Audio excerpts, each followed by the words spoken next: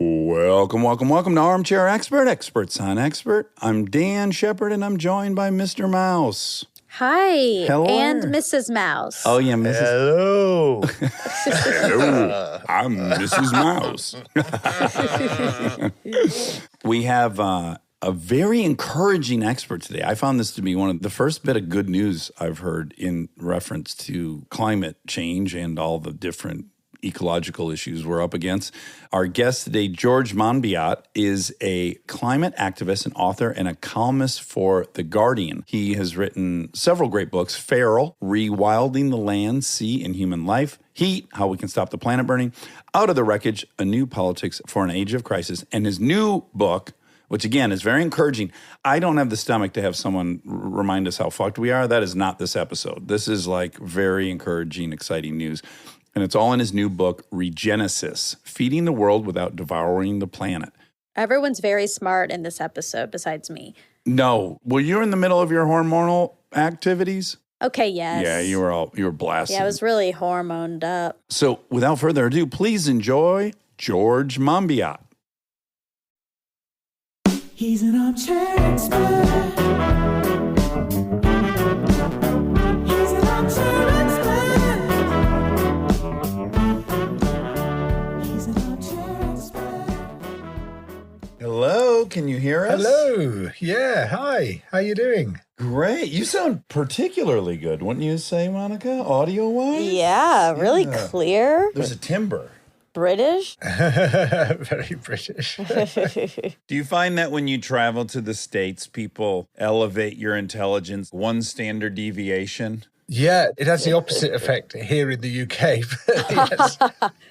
Well, I think for us it does, right? I think when we travel to the UK, yeah, it's embarrassing. it's kind of like a real thick Southern accent in the US. People have to overcome that. It's so weird, isn't it? And we have the same thing, of course, with regional accents here in the UK. But, I mean, it's turned around a bit. You know, accents like mine no longer are the sort of passport that opens all doors. But it is ridiculous. There's sort of prejudice associated with them. Actually, you know, stand back and think, oh, my God, this is our whole heritage here, listening to all these different accents. That's our history. Yeah, it's pretty cool. You know, the time that it really kind of became pronounced here was when Lennox Lewis was the world boxing champion. And Americans were so overwhelmed with his huge intellect. And he probably is really smart, but I don't know that he was smarter than Muhammad Ali. But we really just, that accent told us, this is a learned man. Yeah. I mean, we're here to talk about Regenesis, but of course, I ended up watching your TED Talk. I'll just blanketly say it's about story, which is of great fascination to us. We talk about it all the time. Always more interpersonal story. Like Identity. how active that is and impenetrable to data.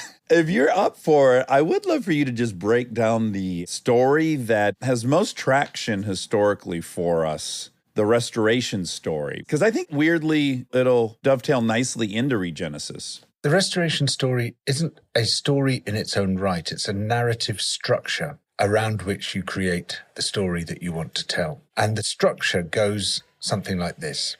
The land has been thrown into disorder by evil and nefarious people working against the interests of humanity. But the hero or heroes stand up against these evil and nefarious people and against the odds overthrow them and restore harmony to the land. Now, this is a very familiar story. It's the Lord of the Rings story. It's the Harry Potter story. Harry Potter, that's her favorite. We just love it. The Bible. The Bible, And yeah. the Bible, indeed. And actually, it is also the narrative structure that has informed just about every political transformation there's ever been. In fact, it's very hard to think of a successful political transformation which hasn't appealed to people using that narrative structure. Now, there's a lot of debate about how many basic plots there are, right? Some people say there's 3, and some say there's 5, and some say there's 7, and some say there's 9. It's always an odd number for some reason. It's this single narrative structure. It's the one which hits the note every single time. And it seems very difficult, in fact, to conceive of a political shift unless you're telling a story that is fitted into that narrative structure. I guess I've heard Keynesian, and of course I hear Neo-Liberalism or neoliberal all the time, but I don't think I really knew what either of those concepts were. Will you just hit us with the first Keynesian movement and then it being replaced by neoliberalism? Because I think that's a concrete example I think we can all identify with in our current politics. So John Maynard Keynes was a British economist who really came to prominence when he wrote his general theory in the wake of the Great Recession, and said the way these laissez-faire Victorian and Edwardian economics have been working in this country has been a catastrophe, because it's just meant that the rich get richer, the poor get poorer. That destroys demand. You don't have an effective consumer economy if only a very few people have the money. But by taxing people, by spending back into the public sector, you generate employment. By generating employment, you generate income, and that income generates consumption.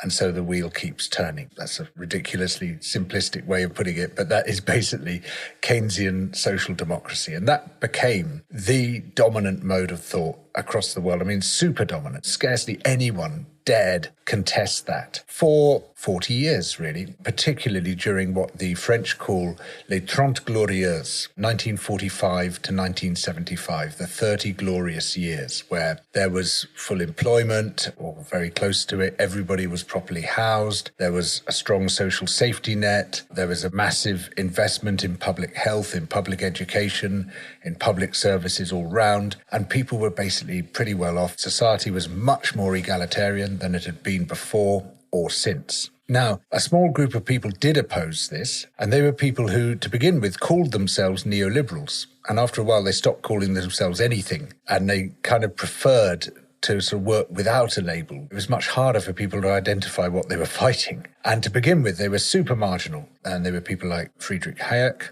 Ludwig von Mises, later on Milton Friedman were some of the famous names here. And they took almost the opposite tack. They said it's the state taxing us and spending our money, which is an oppressive force. And if it's not contained, it will inevitably become more and more oppressive until it's become totalitarian. And what we need to do is to do the opposite of what Keynes has done. Keynes's story was the laissez-faire economics perpetrated by nefarious people working against the interests of society has brought disorder to the land by creating this extremely inegalitarian society which has destroyed demand. And the hero or heroes, who are the working and middle classes, will stand up to this against the odds, overthrow it, and through public spending, public services, all the rest of it, restore harmony to the land.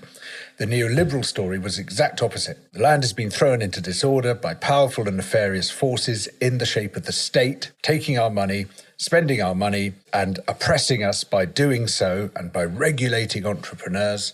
But the hero of the story is the self-seeking entrepreneur, the self-seeking business person who is going to kick back against the intrusions of the state, carve out their sphere of enterprise, and in so doing, create an enterprise economy which will restore harmony to the land. And when Keynesian economics ran into big trouble in the late 1970s, they had been working on this story for 30 years, and they were able to step forward with this really quite refined, fully formed narrative where they could say, you're looking for an answer, here's the answer. Now, the big problem that we have today is that when their story collapsed in 2008 and collapsed spectacularly, really sort of fell apart practically and intellectually, we hadn't prepared a different story with which to replace it. So we came forward empty-handed, and that's why we're still stuck with neoliberalism, even though it's failed.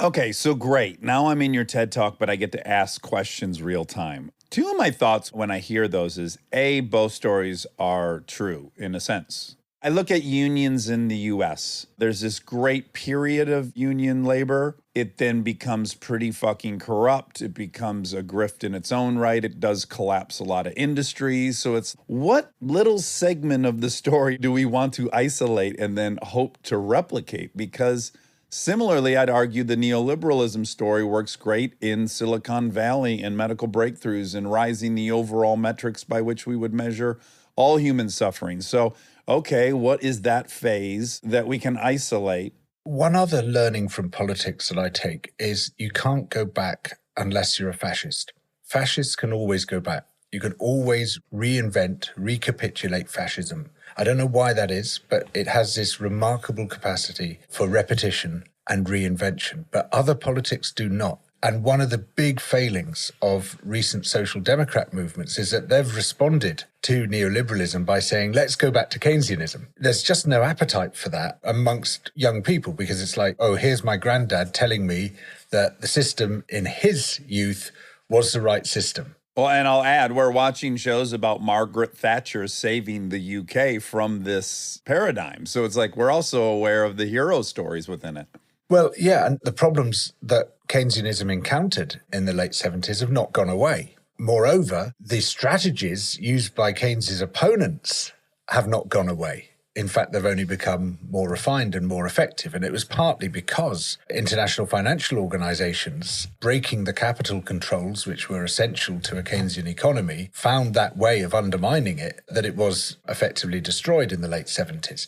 And they haven't forgotten how to do that. If we were to try to go back to that system, we just hand it on a plate to the opponents of that system. But most importantly, to my mind, while Keynes proposed some excellent solutions for the mid-20th century, his system was premised on perpetual growth and stimulating consumer demand so that we just want more stuff, more goods and services all the time, and that generates growth, and growth is good. In his time, that made perfect sense, but we now know we're in a planetary emergency, and that is driven above all else by economic growth, by the sheer volume of economic activity, our climate breakdown, ecological breakdown, all the other forms of Earth systems breakdown. And so we need a news story. And I believe we have quite a few news stories to tell. We've just got to decide which ones to concentrate on.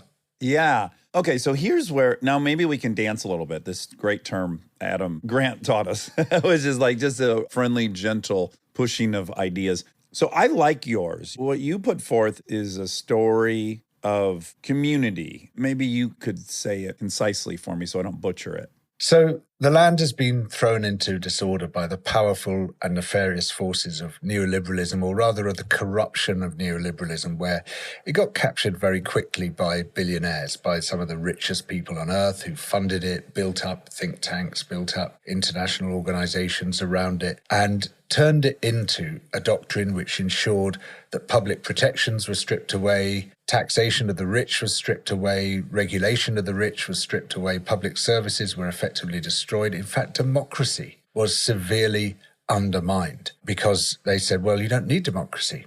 All you need is economic choices, buying and selling, and that will determine who should come out on top, who the winners are, who the losers are, and those are the right winners and the right losers. And if you're a loser, tough, it's because you deserve to be a loser. And if you're a winner, it's entirely due to your own skill and professionalism, even if you inherited all your money. It's a really weird doctrine. By developing these crazy doctrines, they've thrown the land into disorder. We have extreme inequality. We have collapsing public services.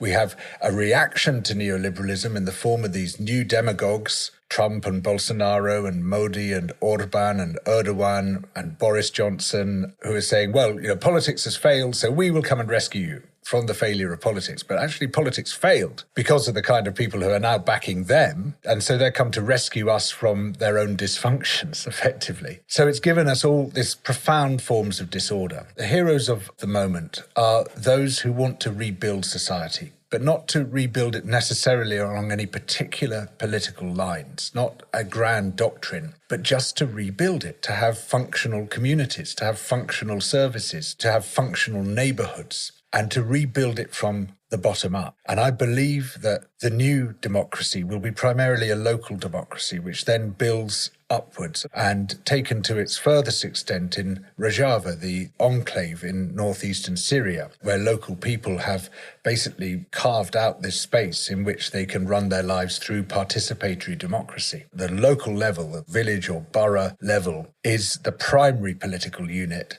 and all decisions are then delegated upwards to administrators who have no political power. It's a remarkable system. There have been similar, remarkably successful participatory budgeting in the Brazilian city of Porto Alegre, the community decision-making in the Icelandic capital, Reykjavik, similar initiatives in Madrid and Barcelona, the V-Taiwan program in Taiwan.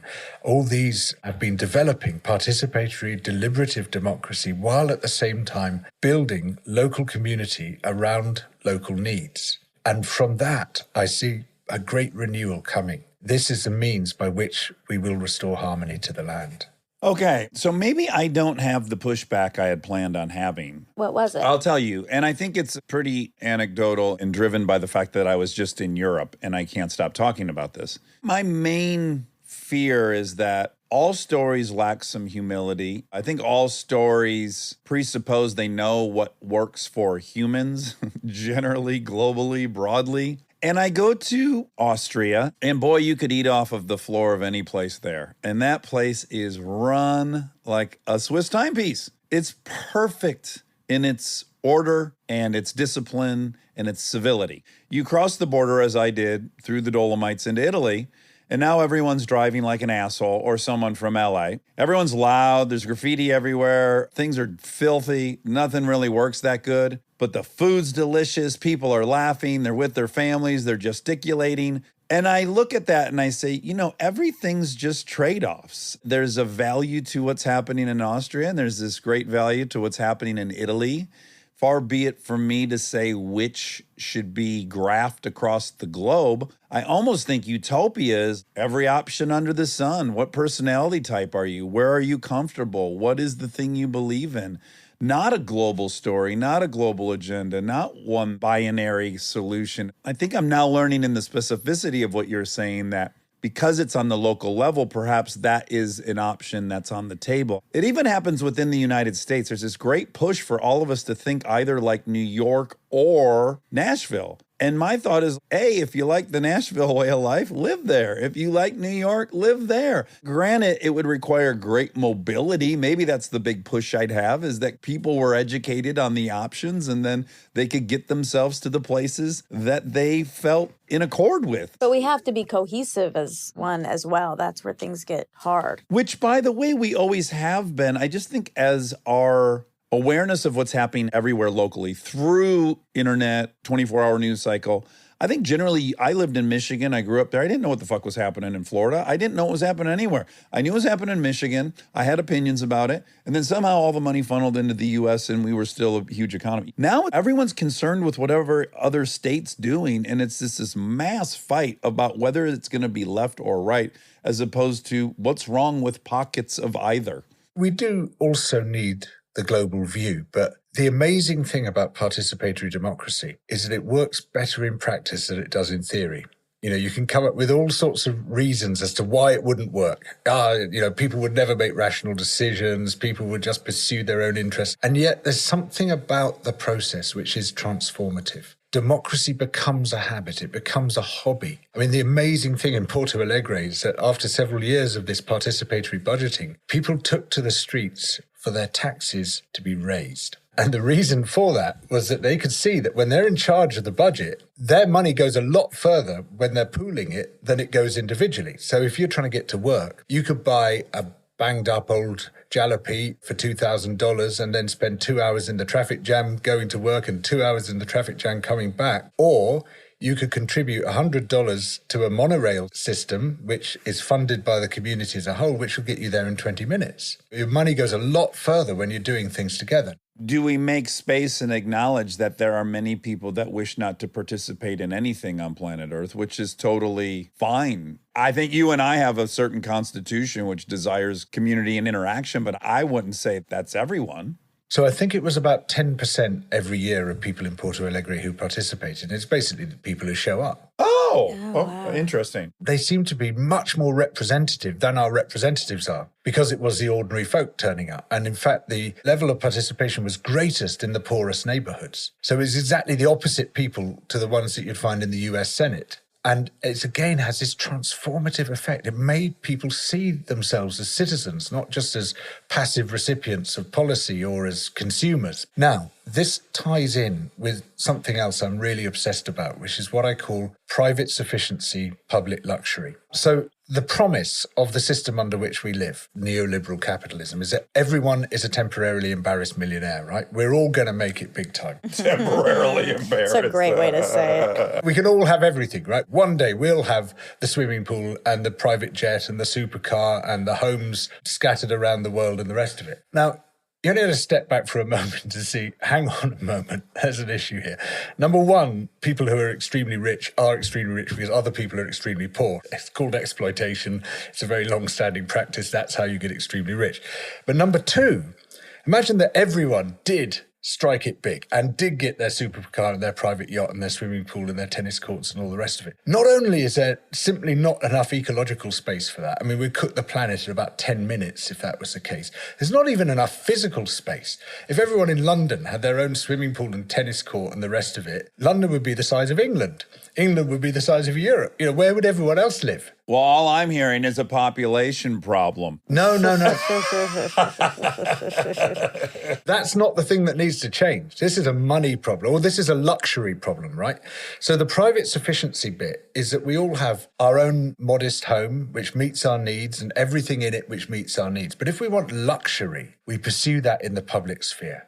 We have great public swimming pools and public tennis courts and public art galleries and public museums and public playgrounds and public health systems and public transport systems and the rest of it, and really luxurious, really high quality. And two things happen if you do that. One, instead of taking space away from other people to pursue your luxury, you're creating space for everyone. Because if you're expanding your private domain to pursue your luxury, other people are going to have to shrink back to make way for that. But if you're doing it in public, then you create that space. But two, because you're sharing the resources, it's far less of an environmental burden than if you're each pursuing your own dream of extreme and impossible luxury. And what you see with participatory budgeting in particular is that almost inexorably, automatically, it sort of drives in that direction. That's what people opt for.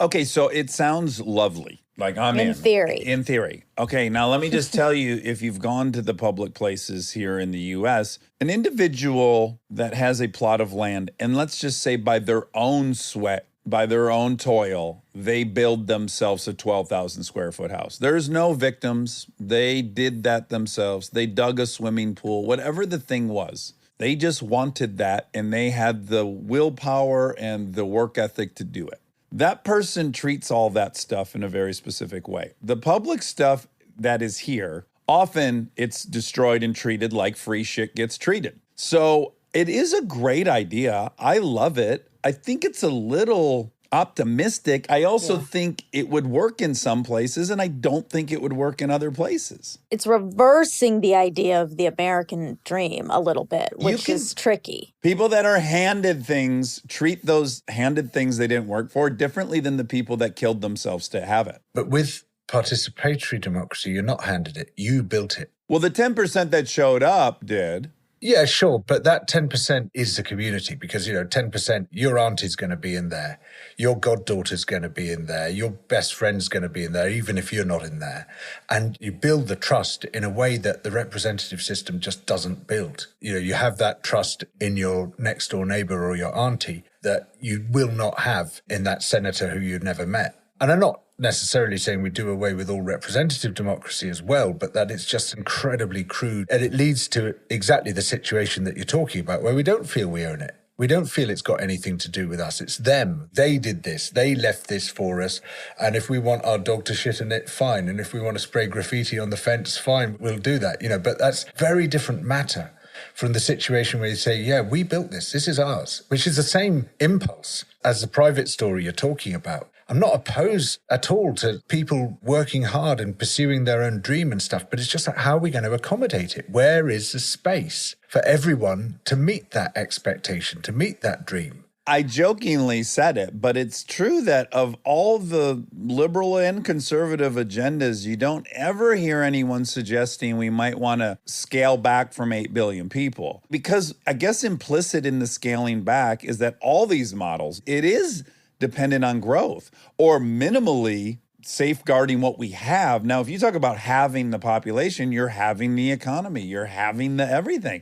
Is that the reservation? The most glaring issue is there's too many of us, even in this book, which is fantastic, Regenesis. Implicit in it is that we got to feed 8 billion people. All these things are destructive because you need 6 million chickens in that warehouse, the 40,000 square foot warehouse next to the river. What do we think about, to me, the enormous elephant in the room? Everyone says no one talks about this. I've heard thousands of people say no one ever talks about this. And everyone's talking about it. And they're all saying, well, population is the issue. And I just don't buy that. And here's the reason. I mean, it's absolutely true that every increment in population adds a little more environmental pressure. But almost all the population growth on Earth is happening amongst the poorest people on Earth. And the formula for the impact that human beings have is called I equals P times A times T. And what that means is impact equals population times affluence times technology. And if the people whose numbers are growing, which are the very poorest of the poor on Earth, have no A and no T, no affluence and no technology, I just equals P, and that P really counts for very little when it's not being multiplied by anything.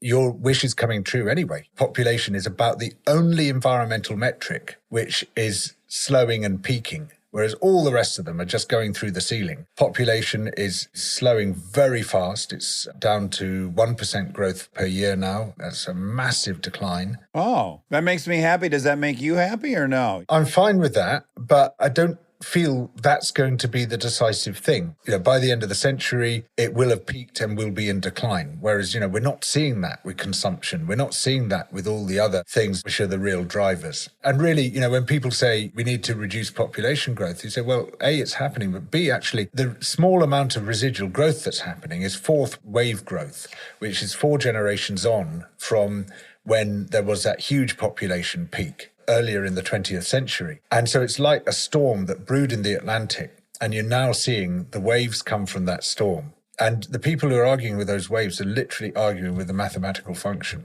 and they're standing on the shore telling the waves to go back. This is demographic momentum. It's not because of current policy that there's any growth still going on at all. I got you. Okay, great. I'm so glad we took that time to talk about story, and I'm so glad that we heard yours. I love it. I don't know how I feel about humans across the board. If everyone was you, yeah, I'm signing up for that system.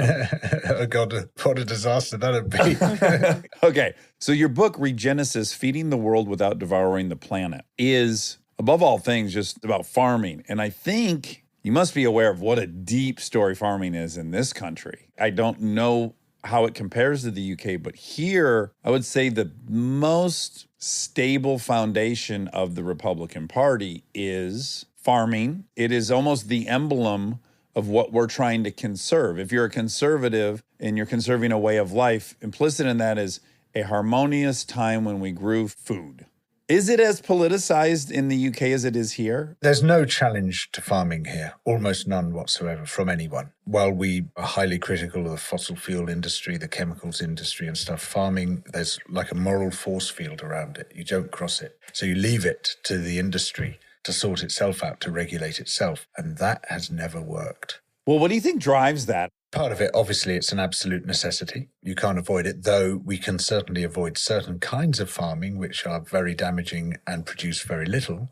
We should pursue a farming which is low impact and high productivity. A lot of farming is high impact and low productivity. But there are these deep root metaphors, particularly the pastoral myth, the idea of man and beast in harmony in the landscape. And this goes back a long, long way. It goes back to the poet Theocritus, writing in the 3rd century BC, looking back to his native Sicily from the busy cauldron of Alexandria, and imagining nostalgically shepherds sitting under the trees, talking, playing music, having sex with each other, not doing any actual work. Yeah.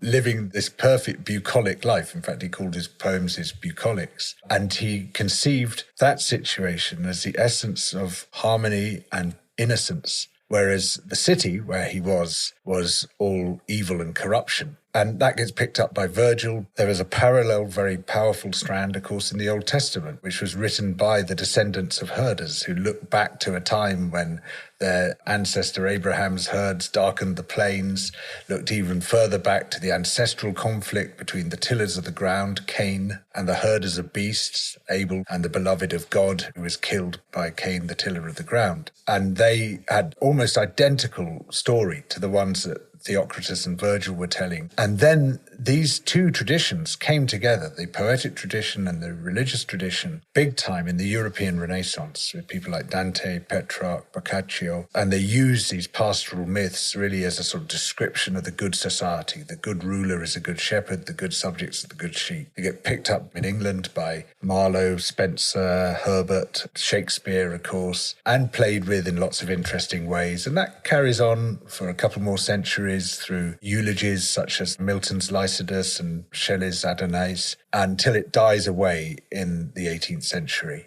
And then that comes back big time in what we in England call the 20th century, the 19-somethings.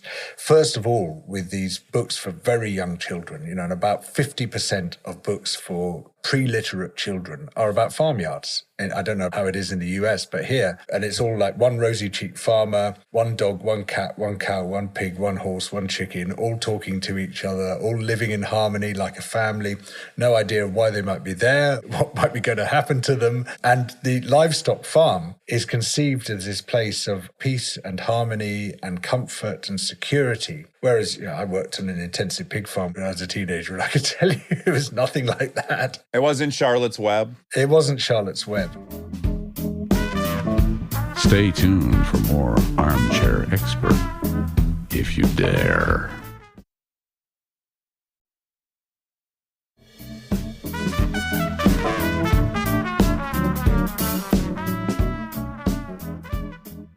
I got to pause you, George. I'm so sorry. I'm sure Monica's thinking the same thing. I don't think outside of a movie I've ever seen anyone with a literary knowledge. Oh my gosh. It's staggering, It really is. Yeah, I don't know how you just walk through all of those. I just want to go back even further. As an anthropology major, we know that farming and agriculture is what allowed for specialized everything. Before farming, I can't dedicate my time to learning how to work with iron. I can't dedicate my time to medicine. It is on the back of this agricultural revolution that all specialized knowledge stems. It's like the genesis of all other things. It's there in the formation of our language. It's there in the formation of our technology. Just about every aspect of culture is informed by farming. And of course, it also led to a massive revolution in our diets. So much that we take for granted, be it bread, be it cheese, is entirely the product of the agricultural revolution in the Neolithic. It's woven into the fabric of our being. Yeah, look at the lactose intolerant rates among Asians, 90%,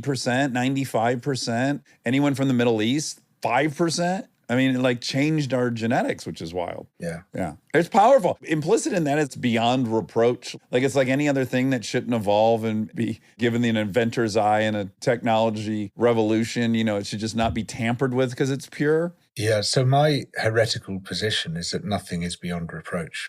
Everything should be subject to challenge, and that everything should be subject ultimately to the same set of standards. We think that one sector trashing the planet, exploiting workers, that it's unacceptable for them to do it, then the same thing should apply to other sectors. Now, it just happens, unfortunately, that farming, on which, of course, we are utterly reliant, is the worst thing we've ever done to the planet. It's by far and away the greatest cause of habitat destruction, the greatest cause of wildlife loss, the greatest cause of extinction, the greatest cause of soil loss, the greatest cause of fresh water use, the greatest cause of land use, which is perhaps the most important environmental metric of all. It's one of the greatest causes of climate breakdown, of water pollution, of air pollution. It's just top of almost everything. And yet we don't go there. We don't want to see it. We don't want to tread onto that sacred ground.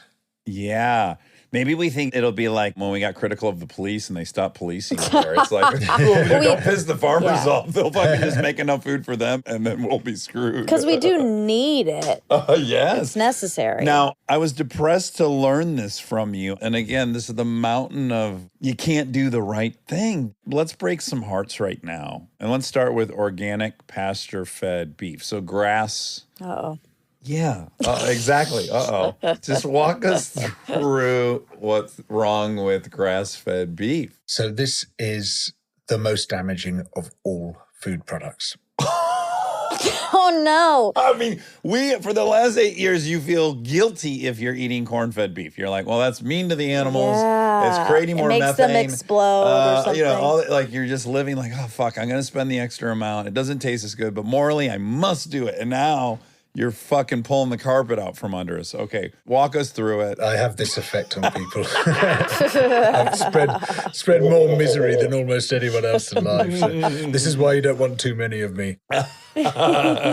Look, I agree with everything you say about intensive and industrial livestock production, right? It's horrible. As I say, I worked on an intensive pig farm. It is horrible. Causes massive pollution. The animals have to be fed on grain, which is brought in often from thousands of miles away. And the grain growing requires a lot of land as well. But the only thing worse than intensive animal production is extensive animal production. And the reason for that is that extensive farming, by definition, uses more land to produce the same amount of food.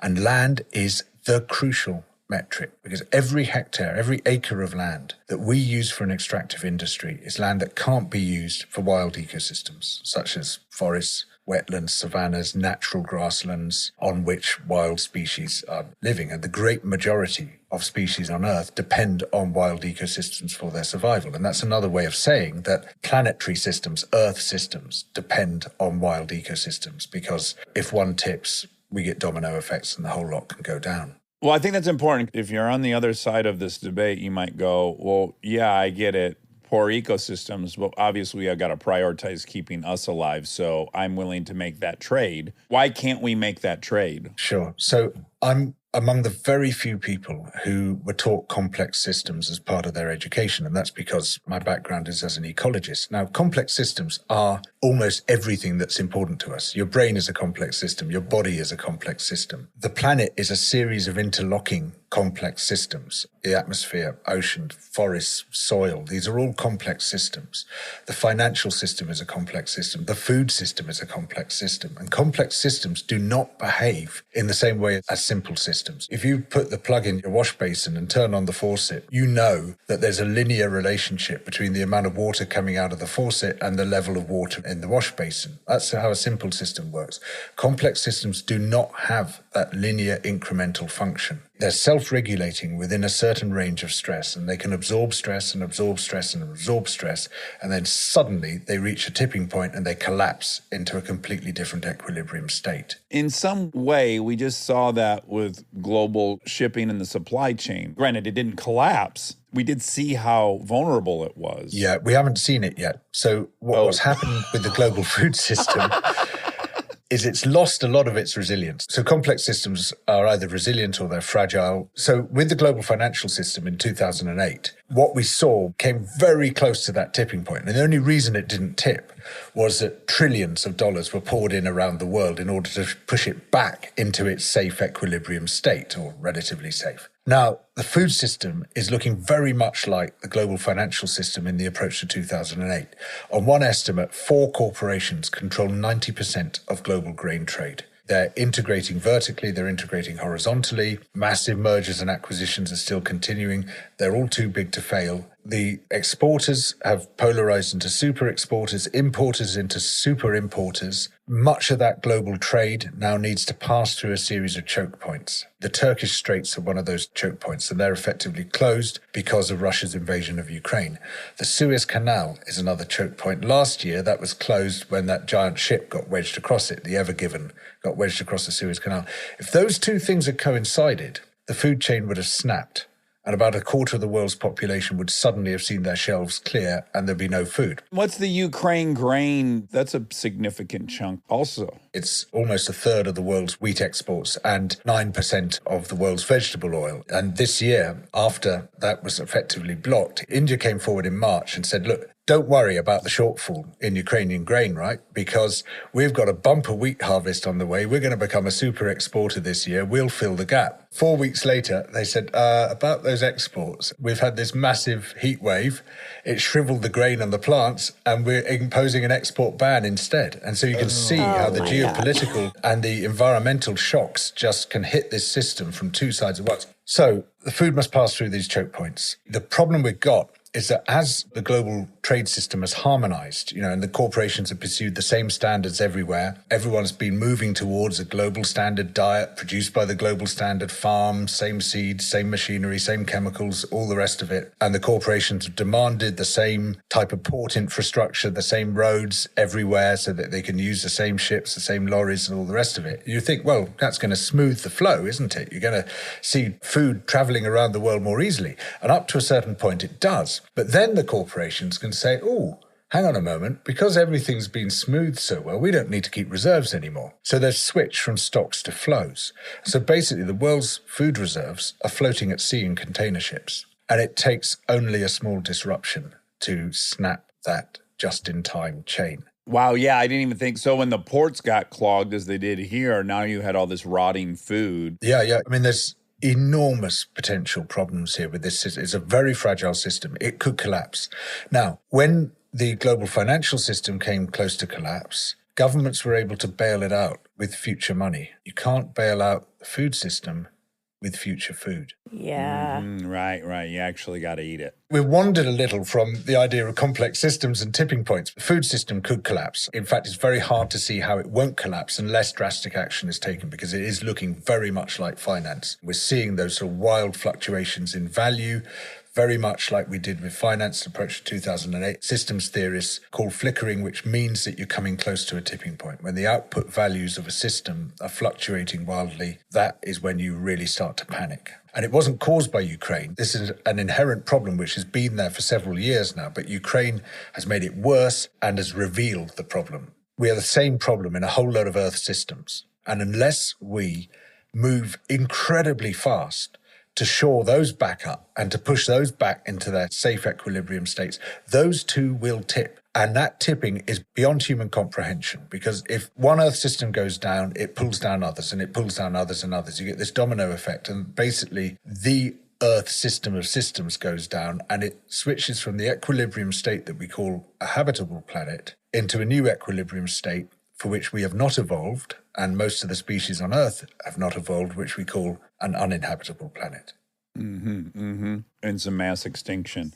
Happy birthday, Monica. Scary. Early birthday Too present. scary. Yeah, I guess I was just going to compare the whole airplane analogy. A commercial airplane never crashes for one reason. Almost never. There's so much redundancy in all these different ways that almost every airplane crash is the result of 3 or so things having gone wrong simultaneously that's brought it down. And it seems like Ukraine, COVID, we're at the 3 or 4 unforeseeable things piling up. I hate to fire a surface-to-air missile at your analogy, but an airplane is a complicated system, but not a complex system.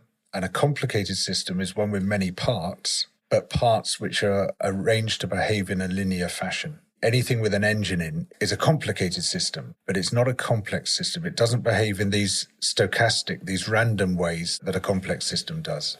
But isn't because weather is implicit in the application of the machine, it now is a complex system? Because again, weather's always one of them. It's affected by complex systems. I mean, I'm being a pedant here. I like it. And I'm fighting back. Weather, that's complex. People say that pedants only want to show how clever they are, right? But the correct syntax is pedants want only to show how clever they are.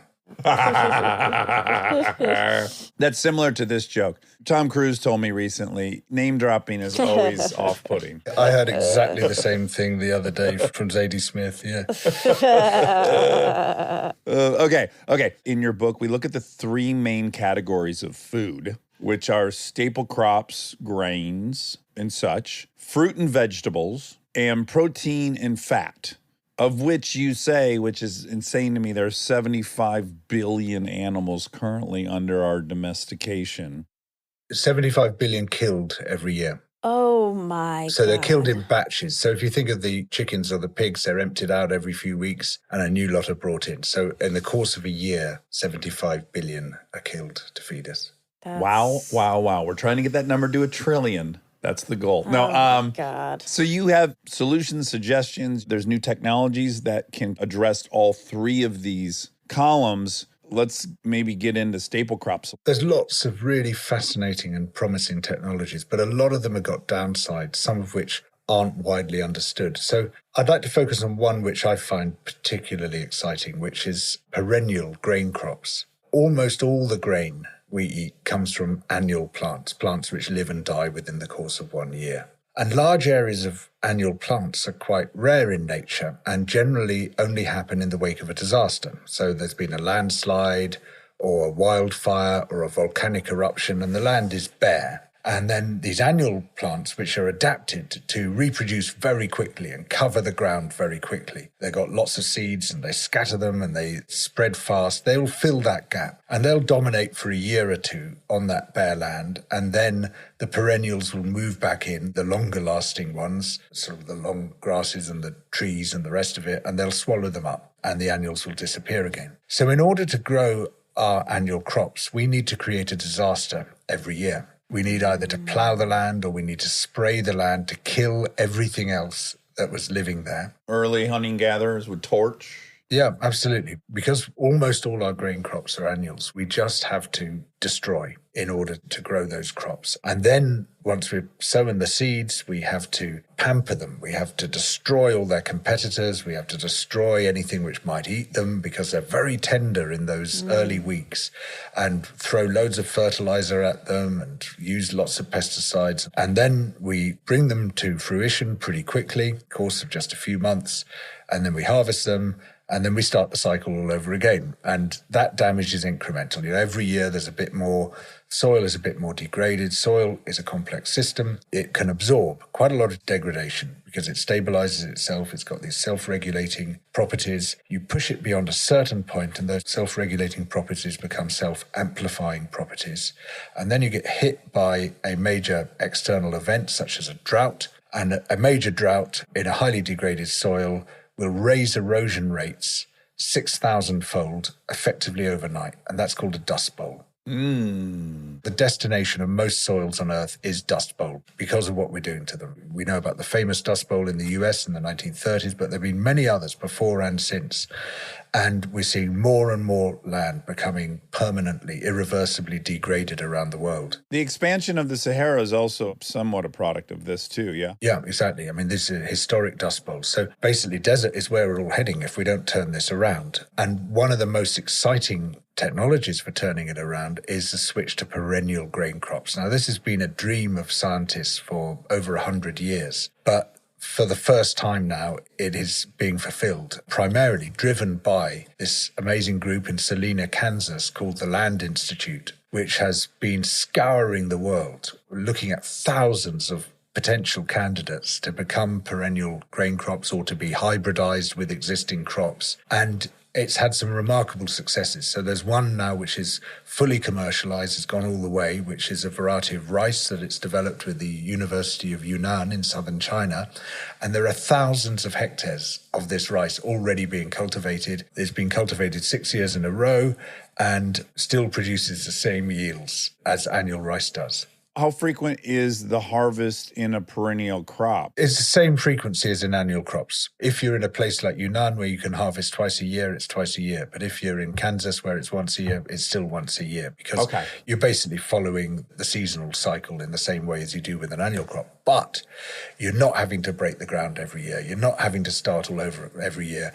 You've got much deeper, much longer roots, which are finding a lot of their own minerals. They're finding the water in the ground. You're not having to pamper them nearly as much. They're likely to be more resistant to weeds, to pests, and all the rest of it. You can integrate it with biological controls much more effectively, potentially, than you can with annual crops. They're also much more resilient. So one plant the Land Institute's been experimenting with is a perennial sunflower. They were growing their blocks of perennial sunflowers next to their blocks of annual sunflowers, and they got hit by a major drought which completely wiped out the annual sunflowers, and the perennials sailed through because their roots were down, they got tougher above ground structures, they're just a lot better adapted to coping with weather extremes. Won't the market forces immediately promote those? Do those require a social push? It seems to me if they're immediately going to reduce 80% of their expenses as far as planting, ripping up, the petroleum, all that stuff. Yeah, I mean, this is why in Yunnan, farmers are biting their hands off to get the seed. They're desperate for the seed, partly because it massively reduces soil erosion, because you're not having to plough the paddies every year and the terraces aren't slipping off the hillside, but primarily because they've got a massive labour shortage there, as a lot of the young people have left for the city. And if you're not having to plant every year, well, fantastic. You need much less labour than before. And so if you get it right, yeah, the market will do it for you. But it is ridiculous that one of the most important of all technologies is being developed by this small non-profit in Salina, Kansas, which isn't getting the big backing it needs. So the money needs to be in the R&D, and we urgently need a load of that. Well, okay, so here's where it gets really complex and why I don't believe in the neoliberal or the Keynesian. Okay, so I'm the U.S. government. Generally, we've always subsidized corn. We do that because it stores really well. Now all of our products have corn in it. That's problematic in its own right. But if the U.S. government were to say, we're going to subsidize, first and foremost, this rice, there's going to be a tractor lobby. There's going to be a petroleum lobby. By helping the farmer, ironically, it's going to probably take a huge toll on several other industries. Every industry goes through major technological change, right? If it didn't, you and I would be communicating with quill pens on parchment. Which sounds romantic to me, given your literary background. Yeah, but it's probably less efficient than Zoom. Yeah. Every technological shift, there's winners and losers. The answer is not that you protect the legacy industries. You don't protect the parchment industry. You don't protect the quill pen industry. You protect the people. You're going to lose out on this. So we're going to find something better for you, which is going to see you through this. Now, the powerful position governments are in with this is a huge proportion of the world's farmers are totally dependent on farm subsidies. Governments collectively spend $500 billion on farm subsidies, $500 billion a year on farm subsidies, a lot of which goes to livestock. Almost all of them are highly environmentally damaging, these subsidies. They're highly regressive as well. All taxpayers are giving money to some of the richest people in the world through these subsidies. But it puts governments in this powerful position. They don't have to ban anything. They don't have to tax anything. They just say, we're going to pay for something different. We never finished that thing about livestock, did we? But, instead of paying for you to ranch, we're going to pay for you to restore ecosystems. And by the way, the thing about ranching is its huge amount of land that it uses. So there was one estimate showing that if all the corn-fed cattle, grain-fed cattle in the US were to switch to pasture-fed instead, and that's where you got your meat from, you would need 270% more land. So you'd have to take over the entire land surface of the United States. You'd have to demolish the cities. You'd have to cut down the forests. You'd have to water the deserts. You'd have to degazette the national parks. The whole country would be a cattle ranch, and you'd still be importing a lot of your beef from the Amazon, as you do today. It's a catastrophe in environmental terms. We did leave that as a loose, untied end, but I'll argue that we introduced just the perfect amount, which is like even the way you thought might be better is also shitty, because I think that still sets the stage for how you would handle protein and fat. So unless there's another staple crops portion, that's fascinating and exciting. A lot of books are just doom. I really liked Bill Gates's book about environmental collapse because he ultimately has a bazillion solutions. But all Gates has is solutions. He's a politics denier. He says all we need is a technology. That's going to sort everything. And actually, no, that's not how the world works. It works through lobbies. It works through powerful interests pushing their particular view of things and their particular demands. For instance, if you're looking at climate issues, what counts ultimately is not the new technologies you introduce, it's the old technologies you retire. It's leaving fossil fuels in the ground. Otherwise, it's like saying, well, I don't understand it. I've eaten 6 Big Macs and a tub of ice cream, but I also had a salad. Why aren't I losing weight? Right. But I think these things have to work in concert. You have to worry about what you worry about, and he is going to be the person that can bring a technology to market better than anyone else. Well, possibly. Look, we have an enormous water crisis. The water crisis is really a desalinization crisis, and the desalinization crisis is an energy crisis. It's not. It's just not. The only water that you can reasonably produce through desalinization because of the expense is drinking water. You can't produce irrigation water that way unless food is going to be 10 times as expensive as it is today. Because of why? Because of electricity. It just takes a load of energy to produce. Back to Bill Gates, you have a new nuclear technology that is impervious to meltdown, that is running on the excess fuel, spent fuel that we don't know what to do with. Yeah, I'm all in favor of that too, but you're still never going to get down. Basically, the water which farmers use today is free water. Desalinization is never going to be free water. It's always going to be many times, whatever technology you use, it's going to be many times as expensive. That's okay for drinking water, potentially. It's not okay for irrigation water. It really isn't. It's never going to be okay.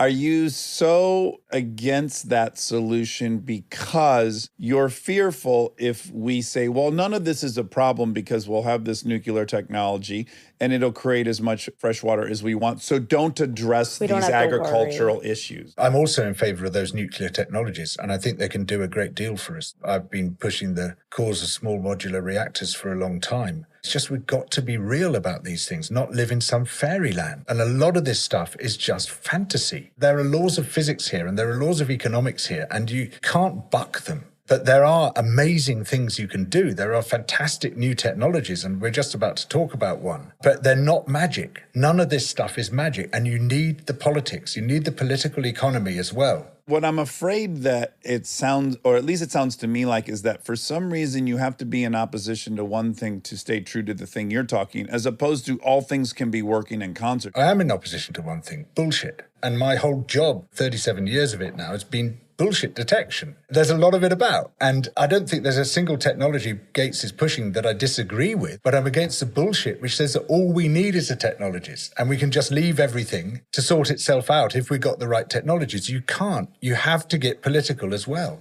We agreed that we distilled all of the water issues into energy issues. We're in agreement on that. Well, we did, for the purposes of this conversation, distill them into energy issues. But actually, there's a low. I mean, if you look at the Indus Valley could be the world's big flashpoint. And if it is, it's triggered by water, because the Indus is going to run out of water. 95% of it is already exploited. They're intending to raise the use of water by 43% in the next 10 years. There's an Indus Water Treaty, a very good one, between India and Pakistan, but it says nothing about what happens if the flow of the river starts to decline, which it will mid-century because it's got a higher than natural flow because of the glaciers melting so fast. Well, that obviously isn't going to continue. And yet there's this continued massive demand for water by all the powers in the catchment, which include 3 nuclear-armed powers. None of them are giving way on this, and it's absolutely blinking terrifying. It's the biggest irrigated area in the world. Hundreds of millions of people depend on it, and no one has got a strategy for it.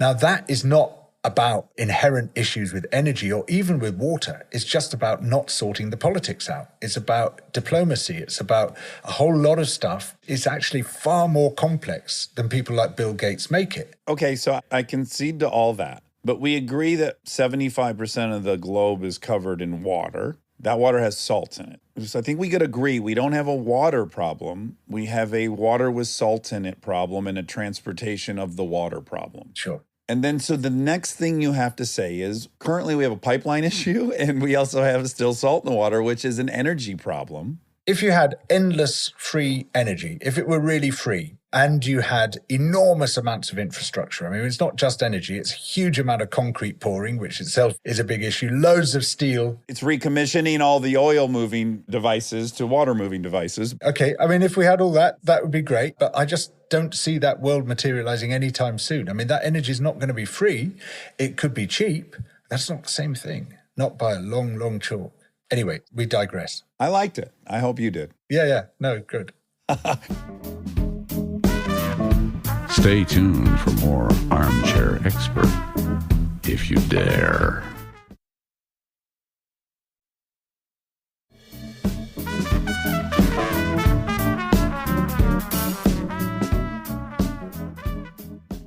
Okay, so can we do fruits and vegetables? Yeah. Again, there's lots of really fascinating innovation, but I want to home in on one approach, which is really an amazing thing. So the global pioneer of this is a guy called Ian Tolhurst, or Tolly, as everyone calls him. He's a farmer here in England, which is quite surprising because, we're not really known for recent agricultural innovation, but he's done something quite remarkable. He's a guy who left school with no money, no qualifications, and yet he wanted to farm. I mean, how do you do that, if you haven't got any money? Well, He managed eventually to rent some very poor land, 40% stone, considered only good enough for pasture. And yet he wanted to grow vegetables on it, which are considered a very hungry crop. And he experimented a bit, and then he slowly started hitting on something which started to work. And 34 years on, he has raised the fertility of his land massively. He's raised his yields massively. And throughout that time, he's used no fertilizer and no manure.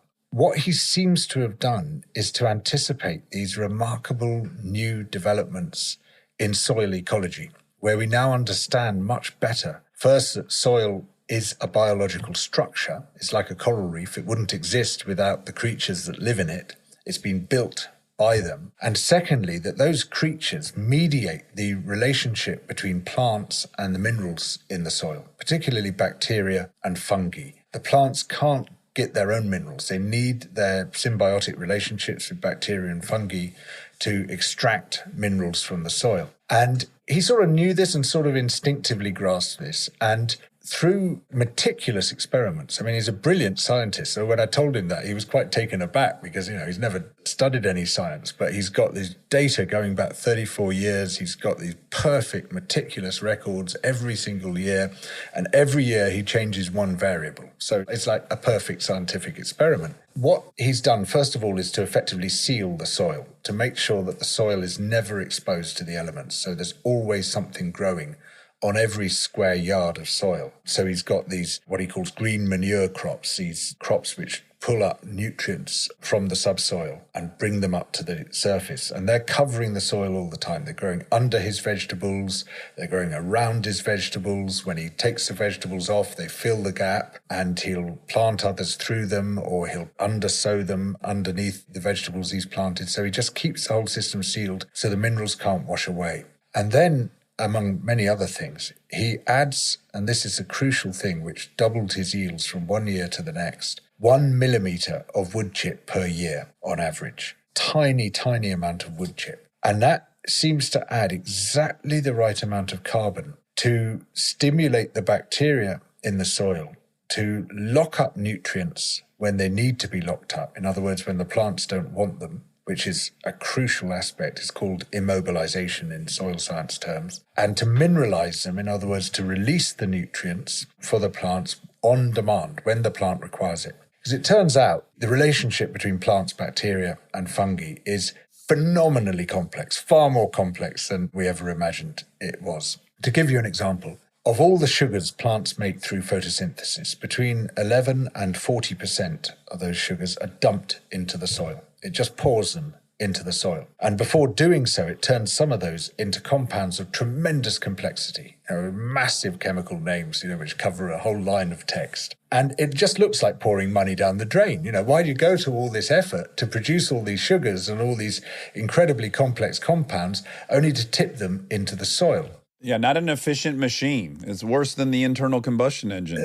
Yeah, well, so you would think. But it turns out that what plants are doing is talking in a chemical language, and they're talking to the bacteria and fungi in the soil, or rather only to a very few of them, particularly to the bacteria, and particularly to one or two species amongst the huge number of species in the soil. And it's sending them a very precise chemical signal and saying, wake up, because the bacteria exist in a state of dormancy until this root hair breaks into a crumb of soil and then starts transmitting these complex chemicals which are precisely tuned to particular bacterial, sometimes even to a particular genotype of a bacterial species. When the bacteria is woken up, they flood it with sugar.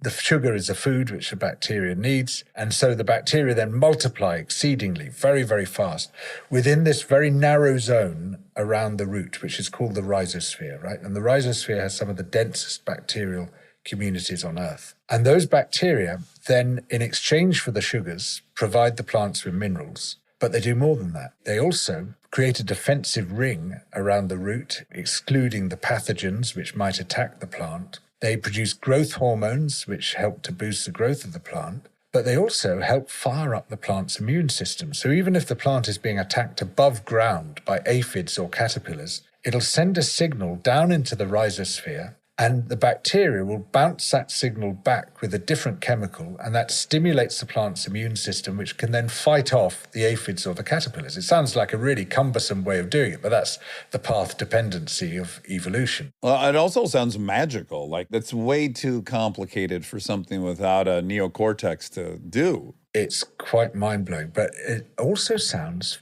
familiar. And you think, hang on a moment, I've heard this story before. This sort of intense concentration of bacteria, supplying nutrients, fighting off pathogens, firing up immune system. Oh, wait, hang on a moment, it's the human gut. Yeah. And basically, the rhizosphere is the plant's external gut. Oh, wow. Check this, right? There are roughly 1,000 phyla, major groups of bacteria in the world. Almost all the bacteria in the human gut are in 4 phyla, right?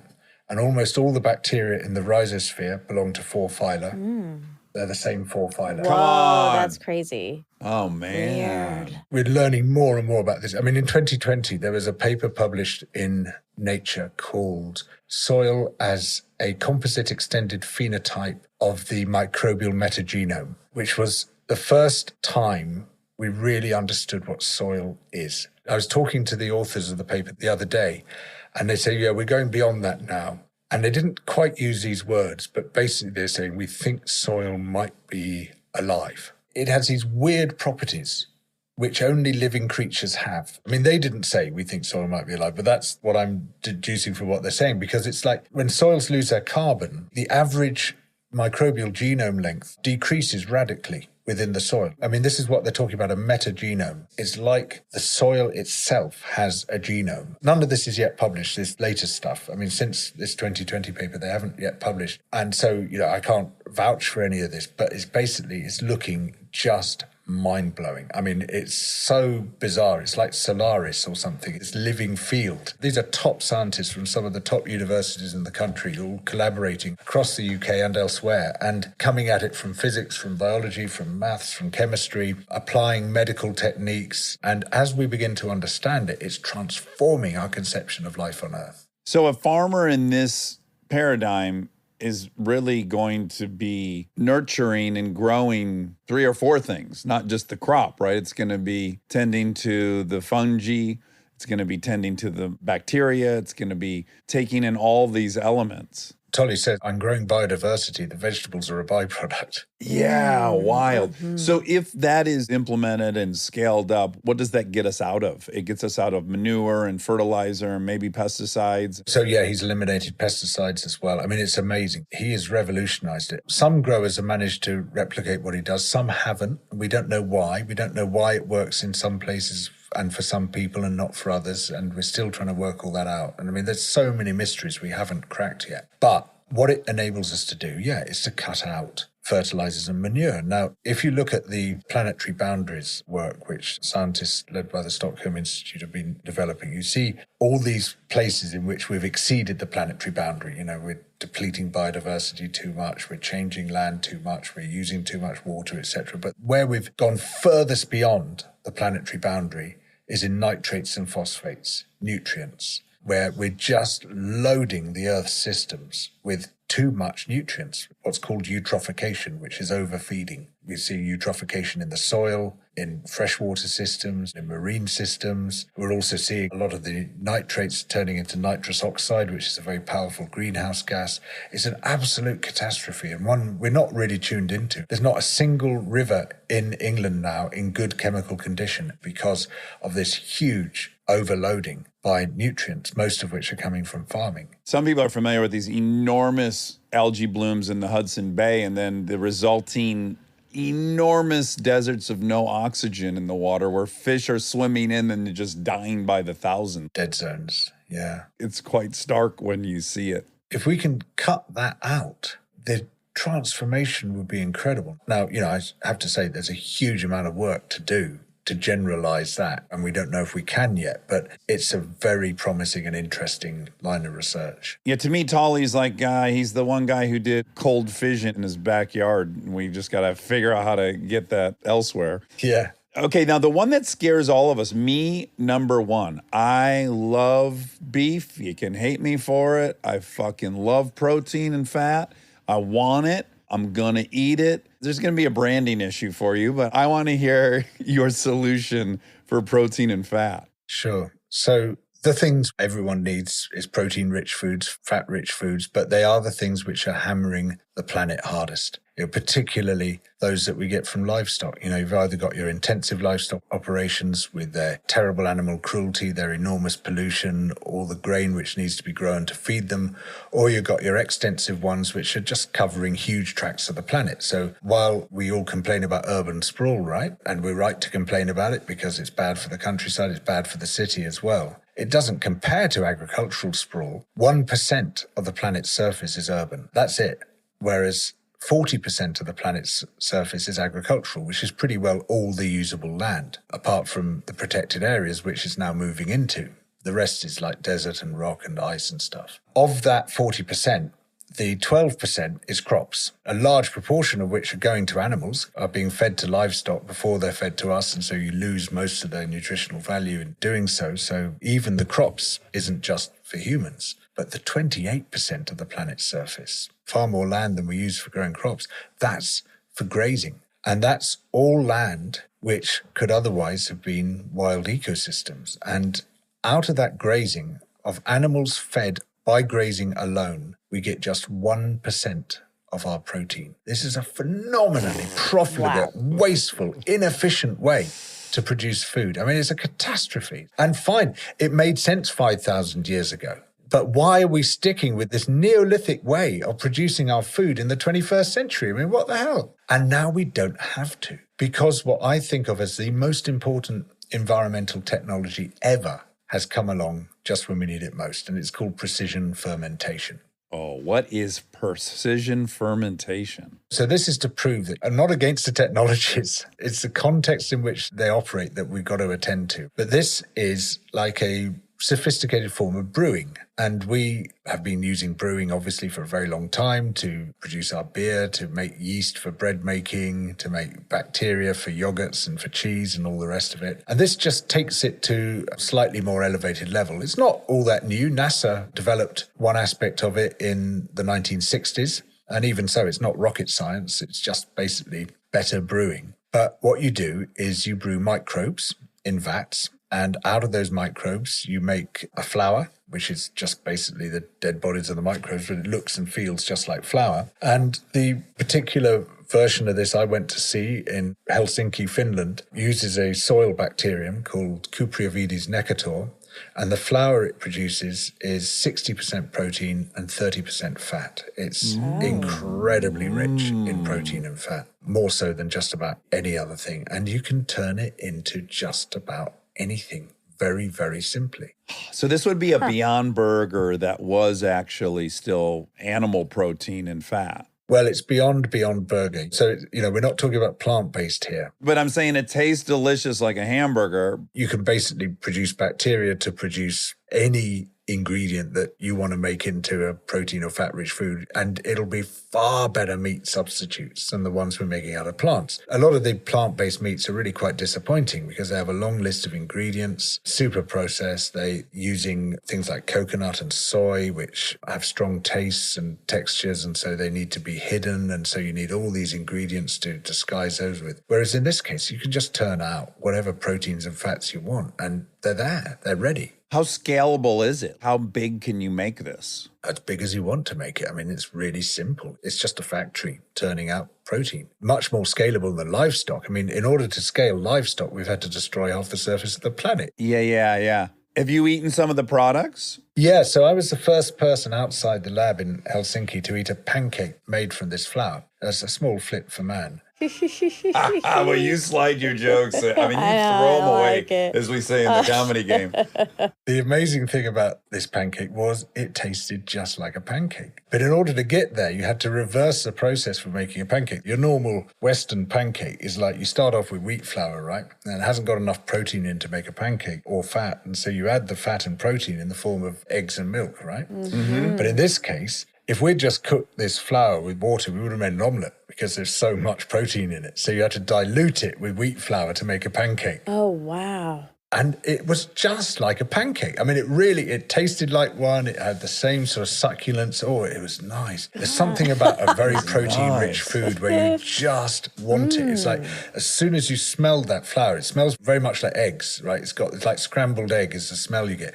And it's just, oh, that is good, because we're really tuned into it, right? The human brain just latches onto protein. A million years. Straight out of the vat, this is delicious, but the things you can do with it, I mean, not only does it give you the potential to replace pretty well any animal product very quickly, but also a whole lot of the damaging plant products like soy and palm oil and coconut, which is the most damaging of all, incidentally. Oh, jeez. Of plant products, not as damaging as animal ones. But also, it's got the potential to trigger a whole new cuisine, just like the agricultural revolution did in the Neolithic. This could just transform the way we feed ourselves, because we can create things which no one is thinking of. Just as the first farmers to domesticate a wild cow, right, in the Neolithic, weren't thinking about camembert. Or how about the mestizo maize farmers imagining what happened to corn? Oh, yeah, no, quite right. We can't picture where this is going to go, but it is potentially transformative. Oh, my God. I am very excited about that cool. one. As someone who tries to have a 40% protein diet, that could be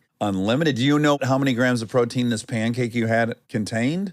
I don't, but I could work it out. If the flour was like 50% microbial, which probably was, and you got 60% of that, so you got like 30% protein, which would be about right for a pancake. And if a pancake wet weight is about 200 grams, so you're talking 68 grams. Yeah, it's pretty good.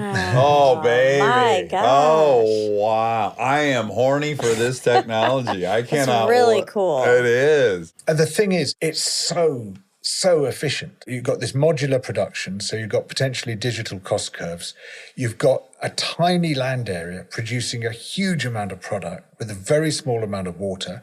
The feedstock, incidentally, for this outfit in Helsinki is hydrogen. That's what the bacteria eat. Oh, baby. Hydrogen oxygenating bacteria. So you basically just need electricity to make the hydrogen. You know what you're saying about desalination. This is actually much closer to the model, because you're talking about replacing a more valuable product than water. Water is super cheap. So to get to that level, you have to go many orders of magnitude further down the line than we've ever gone in any energy production. But protein isn't nearly so cheap. And so in order to undercut the cheapest source of protein on Earth, which is soy, you're very nearly there, even in the lab. And as soon as you start hitting those cost curves, which are going to be quite similar to digital cost curves, because this is modular production in a factory, you're going to see this very steep drop. But listen, the really exciting thing is the land area. If you were to do this all in one place, and I very much do not advocate that we do it that way, because I want to see this as a highly distributed system. But if you were, you could produce all the world's protein in an area the size of Greater London. Oh, I find that impossible to believe, but that's so exciting. Very. Then you've got this potential, right, to rewild the world, to restore ecosystems across unimaginable, huge tracts of the planet's surface, to bring back the forests, to bring back the wetlands, to bring back the savannas, to bring back the natural grasslands. And in doing so, not only do you stop the sixth great extinction in its tracks, but you also draw down a great deal of the carbon dioxide we've already released into the atmosphere, because the trees and the wetlands, they turn that into solid carbon. Now, because we've left it so late, because we've been pissing about with this issue rather than tackling it head on, we now know that to prevent 1.5 degrees centigrade of heating, 2 degrees, or even potentially more, it's not enough just to decarbonize our economies. We need to do that. We got a vacuum as well. Yeah, we have to draw down some of the carbon we've already produced. And the quickest, most efficient, cheapest, and most benign way of doing that is ecological restoration, because by doing that, you're also solving the crisis of ecological breakdown, and you're pushing planetary systems back into their safe equilibrium space. And so you've got this potential unleashed by precision fermentation, which goes beyond the potential of any other technology. This is why I call it the most important environmental technology on Earth. And we're only just beginning to grasp what this could do. Oh, this is fascinating. This is like when I heard about CRISPR the first time, I think. This is Harry Potter.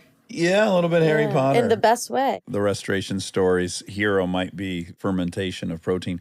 Wow, this has been like no other conversation So we've cool. had, George. So It's been so fascinating. And I got to say, abnormally optimistic given the subject matter and what we have to learn in the first half of the book, which is we're fucked. And then the second half is actually quite hopeful. Yeah. So I hope everyone reads Regenesis, Feeding the World Without Devouring the Planet.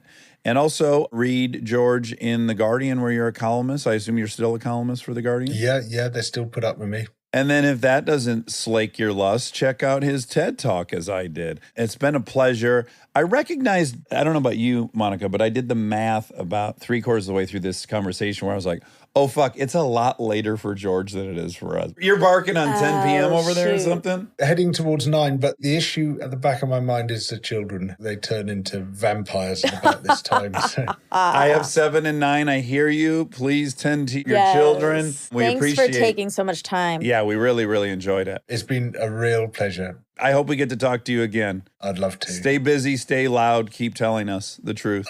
Thanks, guys. Really great to meet you both. All right, bye-bye. And now my favorite part of the show, the fact check with my soulmate, Monica Padman.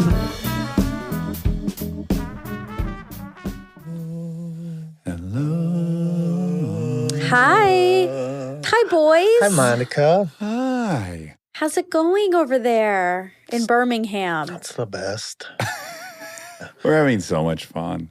Tell me about it. Went to a barbecue joint next door. Ironically, a North Carolina style barbecue in Birmingham. Of course, Ruthie's very upset, as she should be. Yeah, she said she's wanted to take me to Birmingham and show me all these places, all the food. Sure. Yeah, so she's like, you go to Birmingham and go to a North Carolina barbecue. Bad husband. Yeah, then I think she was expecting us to say it was horrible, but it wasn't. It was good. Sure. Well, I can understand. If you guys were in Duluth right now, I'd be upset. But what would we have to do in Duluth to piss you off? Oh, if we ate at White Castle instead of Chrissy's. Oh, big time. Yeah. Yeah, I I'd be get it. upset. I don't know what people could fuck up in Milford. I'm not even sure that I'd care. I think I'd just be sad I couldn't be there to take you around. Yeah. Well, funny enough, and I was even thinking, should Aaron and I have a standalone podcast exploring this? Because I bet this is a male problem that needs to be addressed, which is, oh, this is a tough one. There's something, and we'll just limit it to us two. I'm not going to speak for all males. But there's something about your lady bringing new things to you where you're like, no, I don't think I'm going to like this. You already like this whole thing. You're super into this show or you're super into this song or you know about this thing. There's this terrible inclination. We've been talking about it a lot where it's like, why do we feel the need to go like, I don't think I'm going to like that. Think of even Spades. I was the last to join Spades. Because you guys, it was already your thing. And I'm like, well, I don't, that's y'all's thing. And I don't know. I got to be original or I got to be the one. Yeah, the stubbornness is it's way up there. It's repulsive. We've been bonding over it. Like, what's wrong with us? Why? Because I was saying, oh, go ahead. You're going to what? No, I was going to try to lend you some compassion, but I'm actually having a hard time. Yeah, the repugnant quality. I do think it's pretty rough because there's nothing that you've ever said to me to try that I have been like, no, I don't like it. I know. Like, I'll be like, oh my God, this person I love and trust has this cool recommendation. I'm definitely I'm excited. Yeah, at its core, I think, as he and I delved into it, and by the way, I'm only bringing it up to say it's repugnant, and then maybe some other dude out there is listening and go, oh God, I do that too. I don't know that it's gendered. I think it's personality. You're probably right. It's probably personality. So if you have this personality type, which I think at the core we explored honestly, which is like, oh, I think my value in a relationship is that I know what's happening and I'm going to be bringing you the cool stuff. And if you're bringing me the cool stuff, then what purpose do I serve? Am I even interesting? Do you care about me? Do you love me? I think that's my role is the... out in the world exploring shit to be able to report back is very interesting, stupid. I know. I'm with you. It's okay. I'm glad you're being honest about it. No, you're not stupid. Those are real feelings. But I think, a goal should be, because when I hear that, I hear, oh, there's no respect. Sure. Like the respect is only going one way. And Yeah. it should definitely be going both ways. And I think both things can be happening. Like you can be giving great ideas and thoughts, and also you should be able to receive them. It's also like how you define yourself. Like I think both of us stupidly were like, well, we're into punk rock. We're into all this alternative stuff. And if you like me, it's because I'm dabbling in this other world and I'm not mainstream. I don't know. It's twisted. I don't think it's because either of us are bad people. No. It's just a You're obviously peculiar instinct to feel threatened that this person likes something. And God, what if you don't? Or what if you don't get it? I don't know. I even was texting with Ruthie today. And she had us go to this biscuit place. She's like, you have to go, you have to get biscuits a block away. After fucking up on the barbecue, we decided we've definitely got to do the biscuits tomorrow for Ruthie. Sure. Before we get out of this town. So I got us a family-sized biscuits and gravy. And after I went back to the room, we laughed because we thought, wow, that was a bad move for Dax to do before an interview. Was eat a fucking Oh, fuck. Gravy boat. But 12 biscuits and a bucket of gravy. yeah, she said, so how was it? And then I had to pause before I texted back because I thought, well, now where am I? Am I supposed to say it was the best biscuit I ever had, which wasn't true? Okay, we're getting to the heart of it. I like this. I can lend compassion now because I know it's you're afraid of letting someone down ultimately. That's what's happening. You're afraid that if you take in what they say, then it's up to you to then reinforce their love of it or feeling of it or whatever. It's very codependent. Yeah, it's kind of like when someone's staring at you opening up a gift on Christmas. You're just filled with anxiety, like, God damn, I hope I give the right reaction to this. Yes. Oh, I hope that's what it is. I mean, I think ours is a little shittier, but I think it's also a combination of the things. That's what I'm hearing. That's what I'm hearing about that conversation. Like you want to say the right thing and you're worried about saying the right thing instead of saying your truth, which is they were good. Yeah. Or whatever right. they were. I don't know. Well, yeah, I ended up saying they weren't great and they weren't horrible. I'm going to give you a D on this response. No, that's your truth. It's okay. But I also said, don't take it personal, please, baby. Yeah. Yeah. Because I thought that is my truth. Like, wow, I'm not super impressed. I would, But at the same time, she doesn't love Coney Islands like I do. Exactly.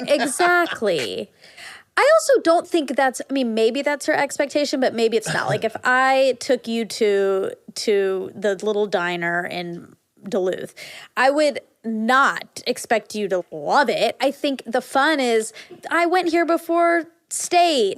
This is a piece of my history, so it's fun to share. Yeah. Not that you have to take away that same thing. I owe Ruthie a trip down here. To I think she'd like experience that. all of her places with her. Yeah, that would be it. Well, I think the two things that we both, we're in this conversation that we admitted was, so Ruthie was really excited about Dune coming out. I remember. I think we were all on a vacation together when that happened. Yeah. And she's counting down the days. And she had read the books, and I can see where Aaron's already getting nervous, like, oh, God. So, of course, Aaron would you fall asleep, 20 minutes in? Yeah. And then you hated it. He told me it's terrible, right? So then I despite that, and I put it off for a while, because I was like, oh, Aaron hated it. I bet I'll hate it. I eventually watched it. I was like, this movie is fantastic. And I text Ruthie, I love Dune. I'm thinking, well, I can give her some support for this. But in blasting Aaron about it, I, too, Kristen loved Tenacious D, right? Mm-hmm. And she had a whole phase of her life where it was she listened to Tenacious D for over a year. Well, then she had a new phase of it last year, and then she was introducing the girls to it, and the girls loved it. They loved Tenacious D. Mind you, I love Jack Black. Sure. But I just felt, I guess, left out of this thing they were experiencing that I couldn't latch onto it. And then I felt on the outside of this thing, and I came to not love Tenacious D, but then I was like, oh, I hate this. I hate this album. I hate when it's on. When it's on in the car, I feel just very on the outside of the house looking at everyone. It's ridiculous. I have that, I think, because sometimes if something's happening, if everyone's like rallying around something, and I'm like, what is everyone doing? Yes. Like, there's something about it that feels kind of high school cliquey. Yep. Or that it's disingenuous that you start questioning, they can't really like this thing this much. That much. No, they just have made it now a thing, and they made it a clique, and like now I hate that, and I hate all of you guys who are participating because none of you have your own opinions, and now I'm mad at everyone. So yes, I can totally relate. Actually, I had a moment like that this weekend. I won't tell the details, but I had that same thing. And then I came home and I was like, this is ridiculous of me. Yeah, same. Like we're right now in the part of the timeline where we're like, this is a character defect of ours. And neither of us are proud of this. We're just kind of like talking it through, comforted by the fact that we're both shitty in this way. It's human. And that ideally we should definitely be embracing and supporting all things someone we love loves. Yeah, but no one likes feeling left out. As much as you think you are immune to that, I don't care about that. It's vestigial. Like, you'll die if you get left out. Yeah. And I won't be able to fake it. Like, this fear that I'm not going to be able to fake it. It'll be obvious I don't like it. So now I'm mad at it all. Why is everyone else faking it? They can't possibly like it. Why are they I don't so like good it. at faking it? Okay, well, that was the low point of our trip. I mean, that was our exploring our character defects. Is there anything you want to add to that before I? No, except for that it's always comforting to know somebody else is doing it too. Yes. Because I start to think, wow, you are an asshole. Right, like a bad. No. Yeah, Like I'm a misanthrope. Sure. That has been the beauty of our friendship for 35 years is I don't know that either of us said anything where the other person was like, really? Wow. I mean, maybe we're just bonded by our shittiness on some level, but I'd like to think we're growing and elevating into nice people too. Yeah. I think you just give each other the full benefit of the doubt, and so there's never going to be that thought. If only we could do that with everyone. Yeah, everyone should get the Aaron Weekly treatment. Like if he comes, I'd appreciate it. Yeah, I give you the guy. What are you fucking talking about? Some days you what do, are some you even days you talking don't. about? If anyone's ever gotten the Aaron Weekly benefit of the doubt, it's my friend Monica. Okay, now for the fun stuff. Okay, Aaron's Instagram message was the best. I almost got emotional reading it. It was so well said. Oh, I loved it. Yeah. Do you read it? Yes. Yeah, it made me realize what's happening. Like, I just have so much swollen heart this last few days, and I guess I didn't even think about the aspect that he and I have done this so many times, and we've done it in a Geo Metro. We did it in a 84 Mustang. We did it in a different Geo Metro with an even worse color. We slept in the car. You know, we had a $3 Wendy's budget. $2. Peanut butter cookies. Salami sandwiches with Doritos on them. Just Doritos on white bread. Doritos on bread. Yeah, Cool with Ranch a sandwiches. Side of ramen sometimes. Yeah. Yeah, so the fact that we're on this bus is fucking comical for us. We can really feel it. It's so silly and incredible and awesome. And you have to take moments out to talk to your wives. Like, this is all lovely. And your kids. Yeah. We have to check It's each other on beautiful. how to be good. Yeah. Yeah. It's nice. It's really wonderful. So we're having a great time. Aaron's taking lots of photos of me peeing while I drive the bus. Oh, I should send you some. Yeah.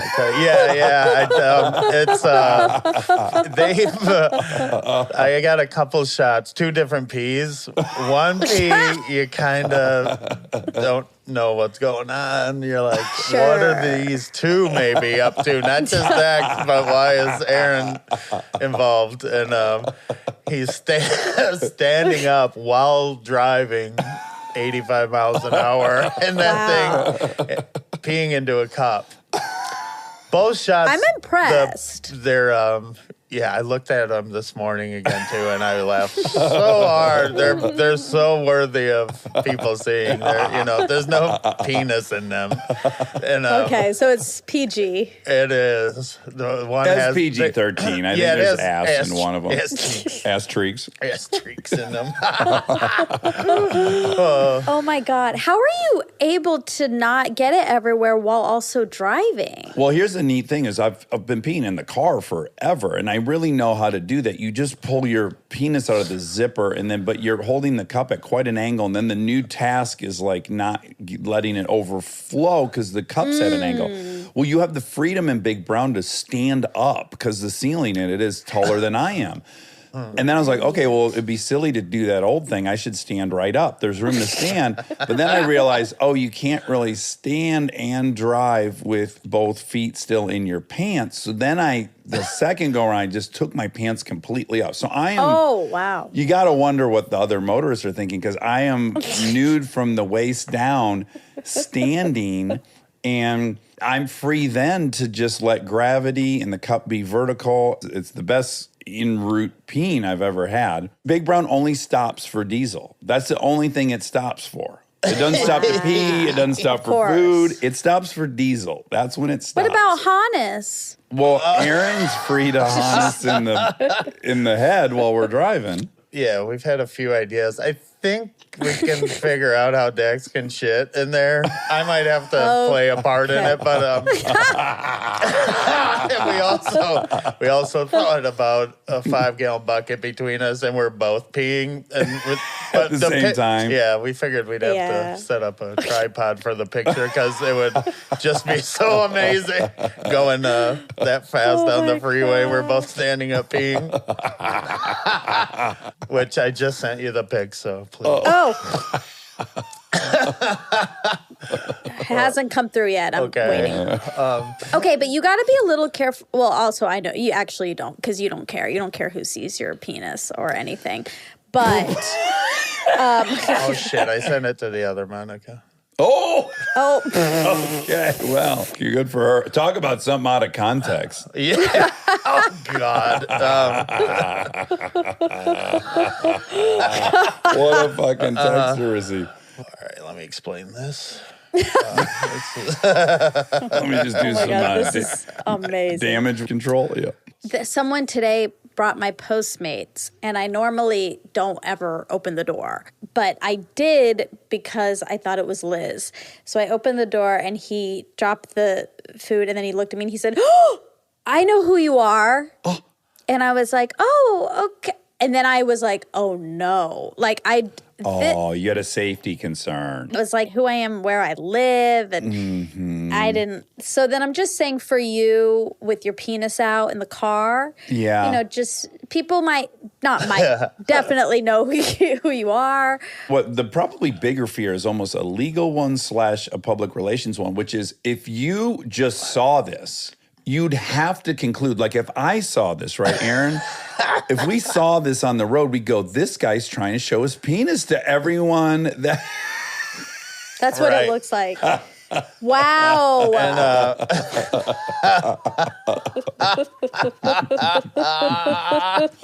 We sent it to Charlie immediately, and he said, I do not know what's going on in this photo. Because in the first one, you can't see the cup. See, the second one, this is a little maddening. I probably didn't say it out loud, but I've said it enough throughout my life to Dax. But the cup is down there on the seat. That's the beauty of having a large penis, too. Like, it just fucking is hanging down and peeing into that cup. Oh, jeez. Like, mine standing up would still have to be up. I'm not confirming or denying that aspect of the story. Oh my God. Aaron, do you see in the second picture, the hand rest is going straight up Dax's butt? Nope.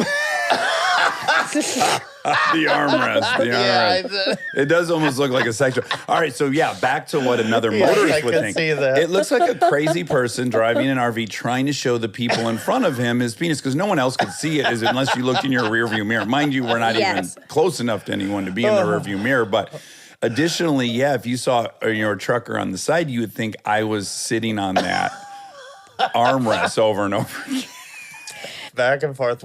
And funny enough, I'm constantly on the lookout in other trucks and other vehicles to find something going Comparable. on that would be Similar. Yeah, half as funny as that. Like that would be from a stranger's point of view, the fucking best ever. I can just imagine the two of you seeing someone doing that. You would not stop laughing. It'd be the for greatest thing 14 that could hours. ever happen to us. Yeah, like we wouldn't be upset. We would be grateful immediately. Oh, you'd love it. You'd love first it. you'd just be like, why is that guy driving that semi standing up? Oh my God, his pants are off. He's naked. Is he pooping? Yeah, it would be so exciting. David Ferrier said the other day that you get away with so much Me. because of your charm. Yeah. Oh, wow. I wonder what he was thinking of specifically. It was when you were you used the phrase spraying my eggs. Oh. Like who's gonna spray my eggs? And then I said it. I said maybe that person can spray my eggs. And he was like, "What?" And I was like, "Oh, that's Dax's thing." And then he said, "Oh my God, he gets away with so much." Okay, that makes sense. The other thing, I guess, the other update was that we saw 2 Avett Brothers shows back to back in Indianapolis. How was it? So good. It was so fun, and it's so, again, talking about like addressing our shittiness, having gratitude for the fact that we're sober on this trip, that we are nice to the people we meet, and that we're not owing people apologies. All within keeping of that, I think we're also open to this. There's all these beautiful lyrics in those songs. One of them being he sings his boy's strong like a trestle. That song, his baby was just born. He said, I want to kiss you on the forehead. And we're, we're in a spot in life where it's like, I want to kiss you on the forehead, and I'm fucking crying. They're murdering the city. Sweet. Never forget the only thing worth sharing is the love that lets us share our name. Fucking crying. I love that. Yeah. I like this place. Yeah. We're ready. Then we were talking about Metallica. I didn't know this, but Aaron was telling me that James Hetfield had like a kind of a mental, I wouldn't want to call it breakdown. I didn't even see it, but he stopped the show to say he was suffering so much. He had a moment. Yeah. He had a vulnerable moment. Yeah. Oh, wow. We didn't even know. Now we have a lead singer, which gives us no job because we were going to be the lead singers in the Vulnerable Boys, but now James Hetfield apparently singing. But Aaron was saying it was really cool because the audience's reaction was really positive and embracing of it. We were saying, well, yeah, you probably don't find yourself at a Metallica show because you're happy-go-lucky. Everything's going great. Yeah, like it's an outlet for this. I don't know. And now we're ready for the Avett Brothers and sharing love and kissing your babies on the head. Yeah, we're both happy with the direction. Yeah. The days of guys peeing while they drive a motorhome are ending. Like there's only a few of us left out there. Well, I'm not so sure about that. So that's our update. And now gosh. I do have to say this. So many wonderful and beautiful armcharies responded to us with really generous offers. Unfortunately, everyone I've read they've all been properties in the north. They're not on our path. We've already passed. Yeah, everywhere I read about. And now we're so far south, I didn't see anyone. We're going to hit Mobile, Alabama today. We're going to stay at an RV park by the water. Then we're going to head over to Austin. And so we're kind of dialed now. Oh, I'm so glad you brought that up. I wanted to figure out a way, too, to say thank you. Oh, they were such beautiful, kind, inviting messages. That's so nice. Mm-hmm. We just powered through a shit ton of states quickly, so. Yeah. If you're going to fire up the bus, you got to put at least 500 miles behind you. We did 900 one day, and we did 500 yesterday. And, Wow. Yeah. Wow. Well, that's the rule. Mm-hmm. Monica, is there anything you want to update Aaron on? Monica had her eggs harvested yesterday. I've been following. Okay. Yeah. Yep. I'm proud of you. Yeah. Thanks. Yeah, I'm very proud of you. And I don't know if you read any comments, Monty, but the episode where you started crying over Delta, people really loved, and they were very with you and felt you. So I hope you know that. That was very sweet. Yeah, I love her. Yeah, and just, we love you. Everyone loves you. Everyone. That's nice. Yeah. Last thing I want to add, because Aaron was doing cameos while we were together, and I was popping in some of them, Yeah, that's exciting. I love hearing him do his cameos, because we'll be in the bus, and I'm in back doing God knows what, and I just hear, "Hey, Jen." I'm thinking, he doesn't know a Jen.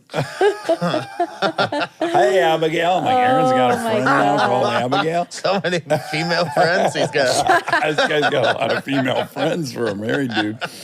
And then I put it together, and they're so fun to listen to. So, of course, I encourage everyone to get a fun cameo from Aaron because he's so good at them. Oh, thank you. And I might pop into them. You never know who will pop in. You just don't know. You never know who I'll be with. Yeah. I was going to ask you guys something, and now I have forgotten. It's my birthday tomorrow. Oh, I know. Big day, 824. 82487. 824-8735. 35. 35. stay alive. Got to stay alive. That's the name of the game from here on out. Oh, God. It's just, you're right. It's just a struggle to stay alive for the next however long. Okay, so we have some facts. I found myself repeating this one to people much higher than normal. I found it so, encouraging. Didn't he say, he said there was 4 phyla of bacteria that grow around the roots of the plants to make them work, and they're the exact same phyla that's in your gut? Yes, it was pretty fascinating. And when we were recording this, I was lost. I really was like, oh no, I don't understand any of this. You obviously did. You were keeping up, but I wasn't. And then listening back, I was able to. So if you guys, this might be a 2-listen episode. Oh, okay. And it's worth it. It's worth it because it is really interesting. Oh, I thought it was everything's bad news. You only hear bad news. And this dude had 3 pieces of very encouraging news. It's rare that those come across the wire. I felt optimistic. He's just so smart. Mm-hmm. Okay. Does population growth happen most in poorest parts of the world communities?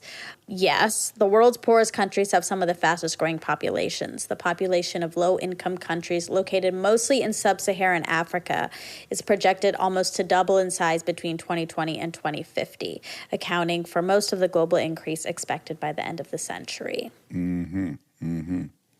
That was another thing we didn't see eye to eye on. He thought population was moot, not even worth chatting about, because it's already projected to go down. Yeah, he says it's at 1%. That's a fact, too. Yeah, population growth is the increase in the number of people in a population or dispersed group. Global human population growth amounts to around 83 million annually, or 1.1% per year. Still feels like there's too many people here. All right. Yeah. 8 billion is a lot of people. Yeah, but... We could probably get by with 4. Okay. In the past, we did. But some of those people are people you know. No, I'm not saying that we should cull the herd. I'm just saying... In the future. In a dream world where people didn't reproduce more than themselves, that would be good for the planet, I'd guess. I mean... Well, yeah, because you already made kids. So it's kind of unfair for you to say it. Because you also say that's the most fulfilling thing that you've done. Yeah, I guess my argument would be against 12 kids. Okay. I guess that's, but I don't want to offend anyone in the audience. Yeah, we got to be careful. So yeah, I guess a lot of people aren't having kids. So if you have 12, everything's groovy. I don't want to have this fight with anyone, but we're not fighting. Yeah, not you. I know, but I'm just in the world. Okay. We're not fighting. Okay, lactose intolerance by race. African American and Asian ethnicities see a 75% to 95% lactose intolerance rate, while Northern Europeans have a lower rate at 18% to 26% lactose intolerance. Yeah. And I'm Asian, as we know. But you're not. By the way, I don't think Indians But I am. follow the trend of. Really? No, I don't. I mean, I would need to look that up to really say it out loud. But I'm looking it I up. actually don't think they are nearly as lactose intolerant as, say, Chinese or Japanese people. Okay, I found it. Almost 60 to 65% of people in India are lactose intolerant. Boom. That's a huge difference. 60 Well- to 90. It's still is. a lot, though. No, you're directly between Europeans and Asians. 90, Yeah. 30, and 60.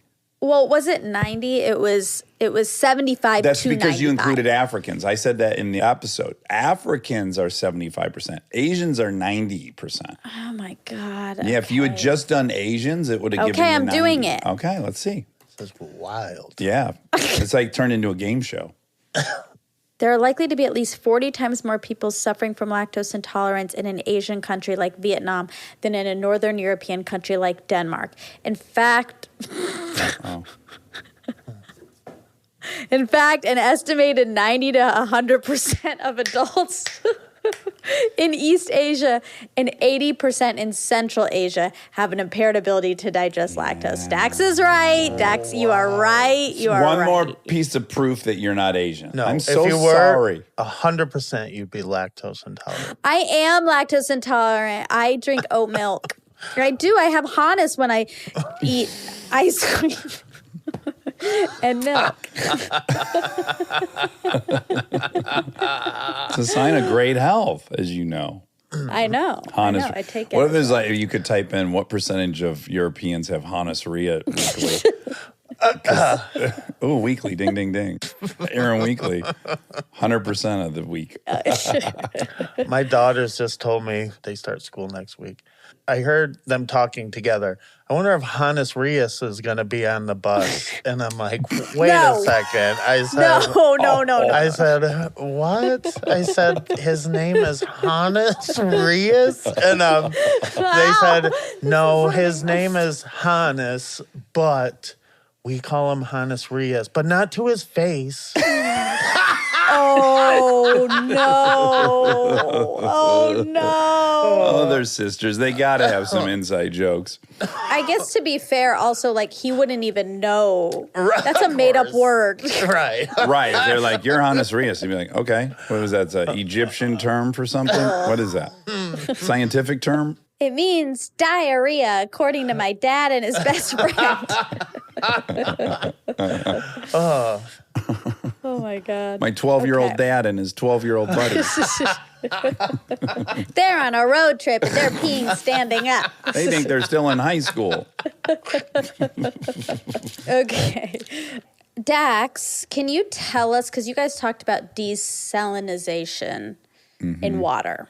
Yeah. And you guys were talking as if everyone knows what that is. It's like kyang. Like, we think we know, but when we start trying to explain it, we don't.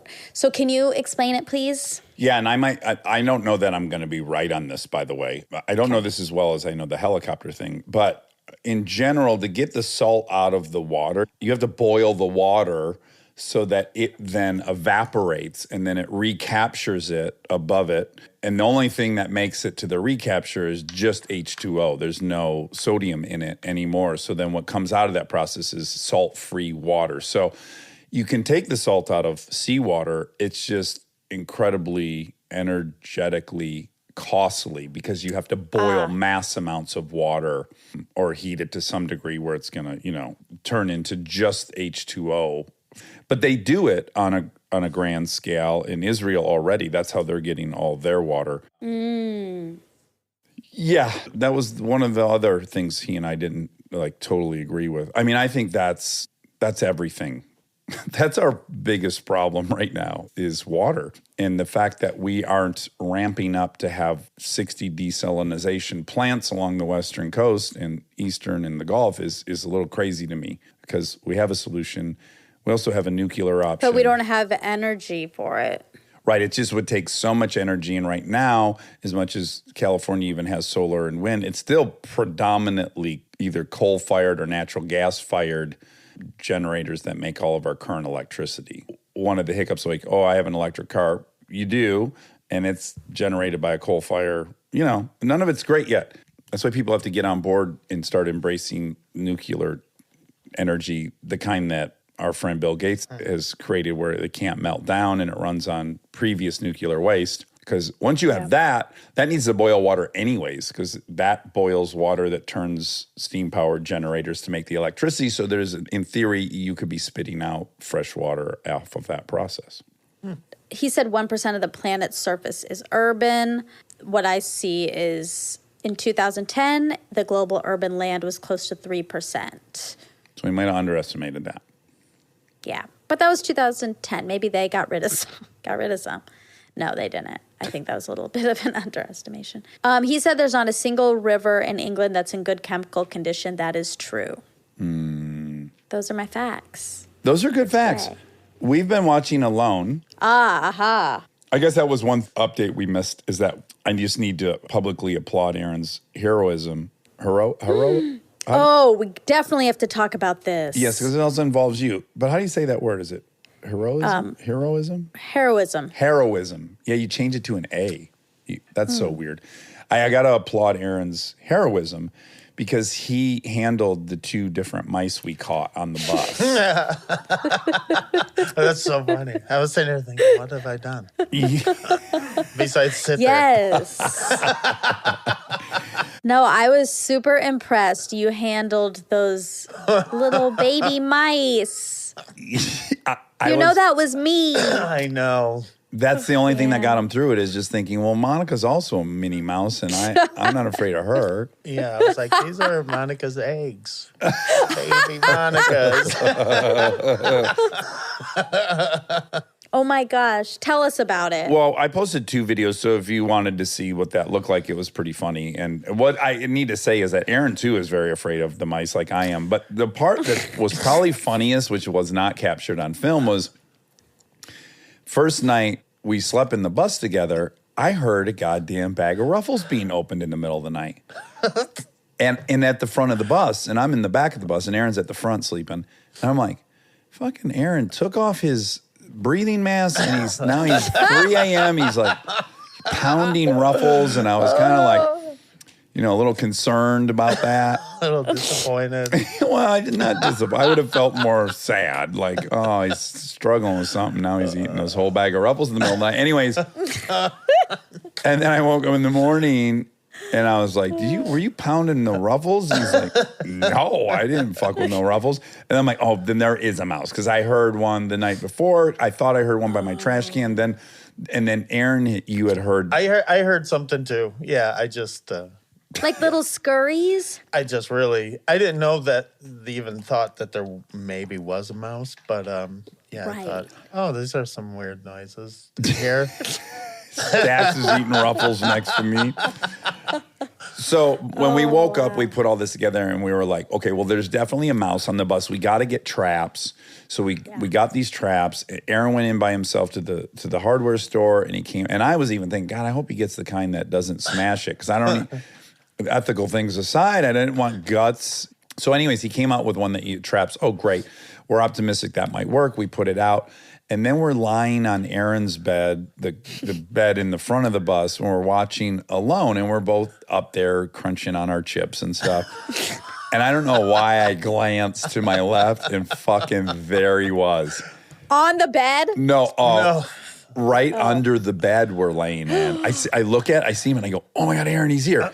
And then he fucking shot under the counter of the bus, then under the dinette. Then Aaron goes, he's climbing the wall. Oh my God. There was a broom leaned against the wall, and this guy ran up the broom. And then we were like, oh, fuck, he can get on us for sure in the middle of the night. Oh my God. And then Aaron goes, oh my God, I feel like the elephant that's afraid of the mouse. And and there we were, yeah. 2 grown men on the bed. 500 pounds of human, terrified that this little mouse was going to crawl up. We both thought it was going to crawl up the pants of our legs. So fast. Sure. Lightning fast. In fact, when he went from under the bed to under the cabinet to under the dinette in 1 second, I actually thought there were several now running around. Like, that's how fast he was. Ew. Ugh. Did you guys see poops? That's the first indicator. No? I didn't see any poops. Wow. Kristen had, this is a thing, she was hip that there was a mouse a week before, and I was like, there's no mouse on the bus. I was just afraid the girls were going to be panicked, so I'm forcing myself to, I'm a gaslighter. This is a circle back to the beginning of this episode. That's right. I gaslit her and said, there's no way there's a mouse on the bus. How would it get here? Blah, blah, blah. And by God, she was right because she had seen poop. She saw poop? She saw some poop. But until we decide there's a mouse on the bus, that's not true. Good God. Ew, you guys have been walking around in poop. Okay, so I can relate. As everyone knows, I've had absolutely. You just went through this. You lived this. So things darting all around the motorhome, and then we're like, well, we have the trap out, and it's got a Tootsie Roll in there. It's got a nice piece of Colby Jack cheese. We were like, we don't know if he's got a sweet tooth or a savory tooth. Let's put both in there. And then Aaron, all of a sudden, Aaron goes, we got him. He's in there.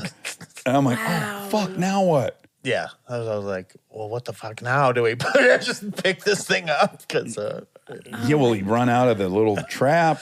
So if you saw in the video, then Aaron expertly and humanely and bravely releases this little guy. The little guy runs directly at me. First order of business is to run at me. And I think I can feel it going up my pant leg, on my thigh, into my anus. Like we concluded the ultimate fear is that thing somehow runs into your anus to find safety. That didn't happen. He went out into a field. Next day, got a second one. Mm-hmm. And this one was kind of broke our heart because he had peed on himself in there. Yeah, they peed and pooped and turned into honest. And mixed up. Oh boy. And he was just drenched in sweat, I assume. In the trap? Well, yeah, I think we probably got him during the night while we were sleeping and didn't know it till the morning. He probably had a lot of time in there. So when Dax filmed that one, both of us thought, oh no, he's dead. And we were waiting to drop it out. But then he ran out. He did. Yep. Yeah. The video didn't show just what bad a shape he was. We were in a bad mood for like an hour after. It took the Ava Brothers show to get us back on track after that little guy was. That's sweet. You guys are so mixed messages. It's like first you're gaslighting Kristen and then you're sad about the mouse. It's like, that's a lot. Yeah, we were very sad about the mouse. Yeah, then we thought, should we just let him back and get over ourselves? Like, how bad is it?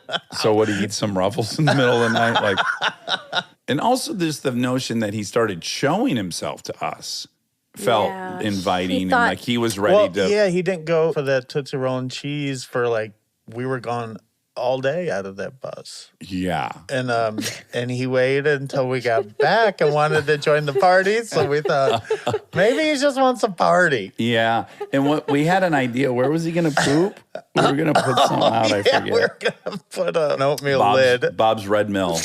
Upside down, and maybe he'd just poop in there. And also, we figured he was going to sleep on the carpet now that we're friends. That's more comfortable. We would just see him snoozing when we woke up. And we'd go use the bathroom. And he'd go into the lid for a little pee-pee and poo-poo. Be a good boy and go in your circle. Are cute.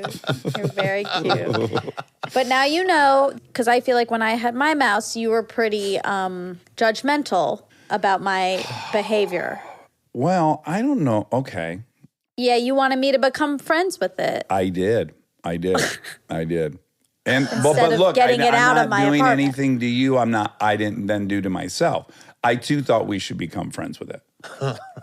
I'm just saying, like, it's okay to not want a mouse in your space. Like, it's okay. Right. Yeah. That's fair. I also, you're right. There's no difference. I was going to say he was eating some of the bus. He ate some of Aaron's sheets. That's how Kristen discovered it. Yeah. Some of the sheets were eaten. Yeah, they eat stuff and they poop and they have bacteria. In a pinch, they can just eat a bed sheet, which is crazy. Oh my goodness. Okay, well, I love you guys. Oh, we love you. It was so fun to all check in. It was. And you guys are good people. Oh, Monica. Thank you, Monica. You are. You're a very good person. We're out here trying to do good work. Doing the Lord's work. Heavenly Father's work. You're doing great. All right. Well, have a wonderful rest of your trip. Okay, we will. Bye. Bye.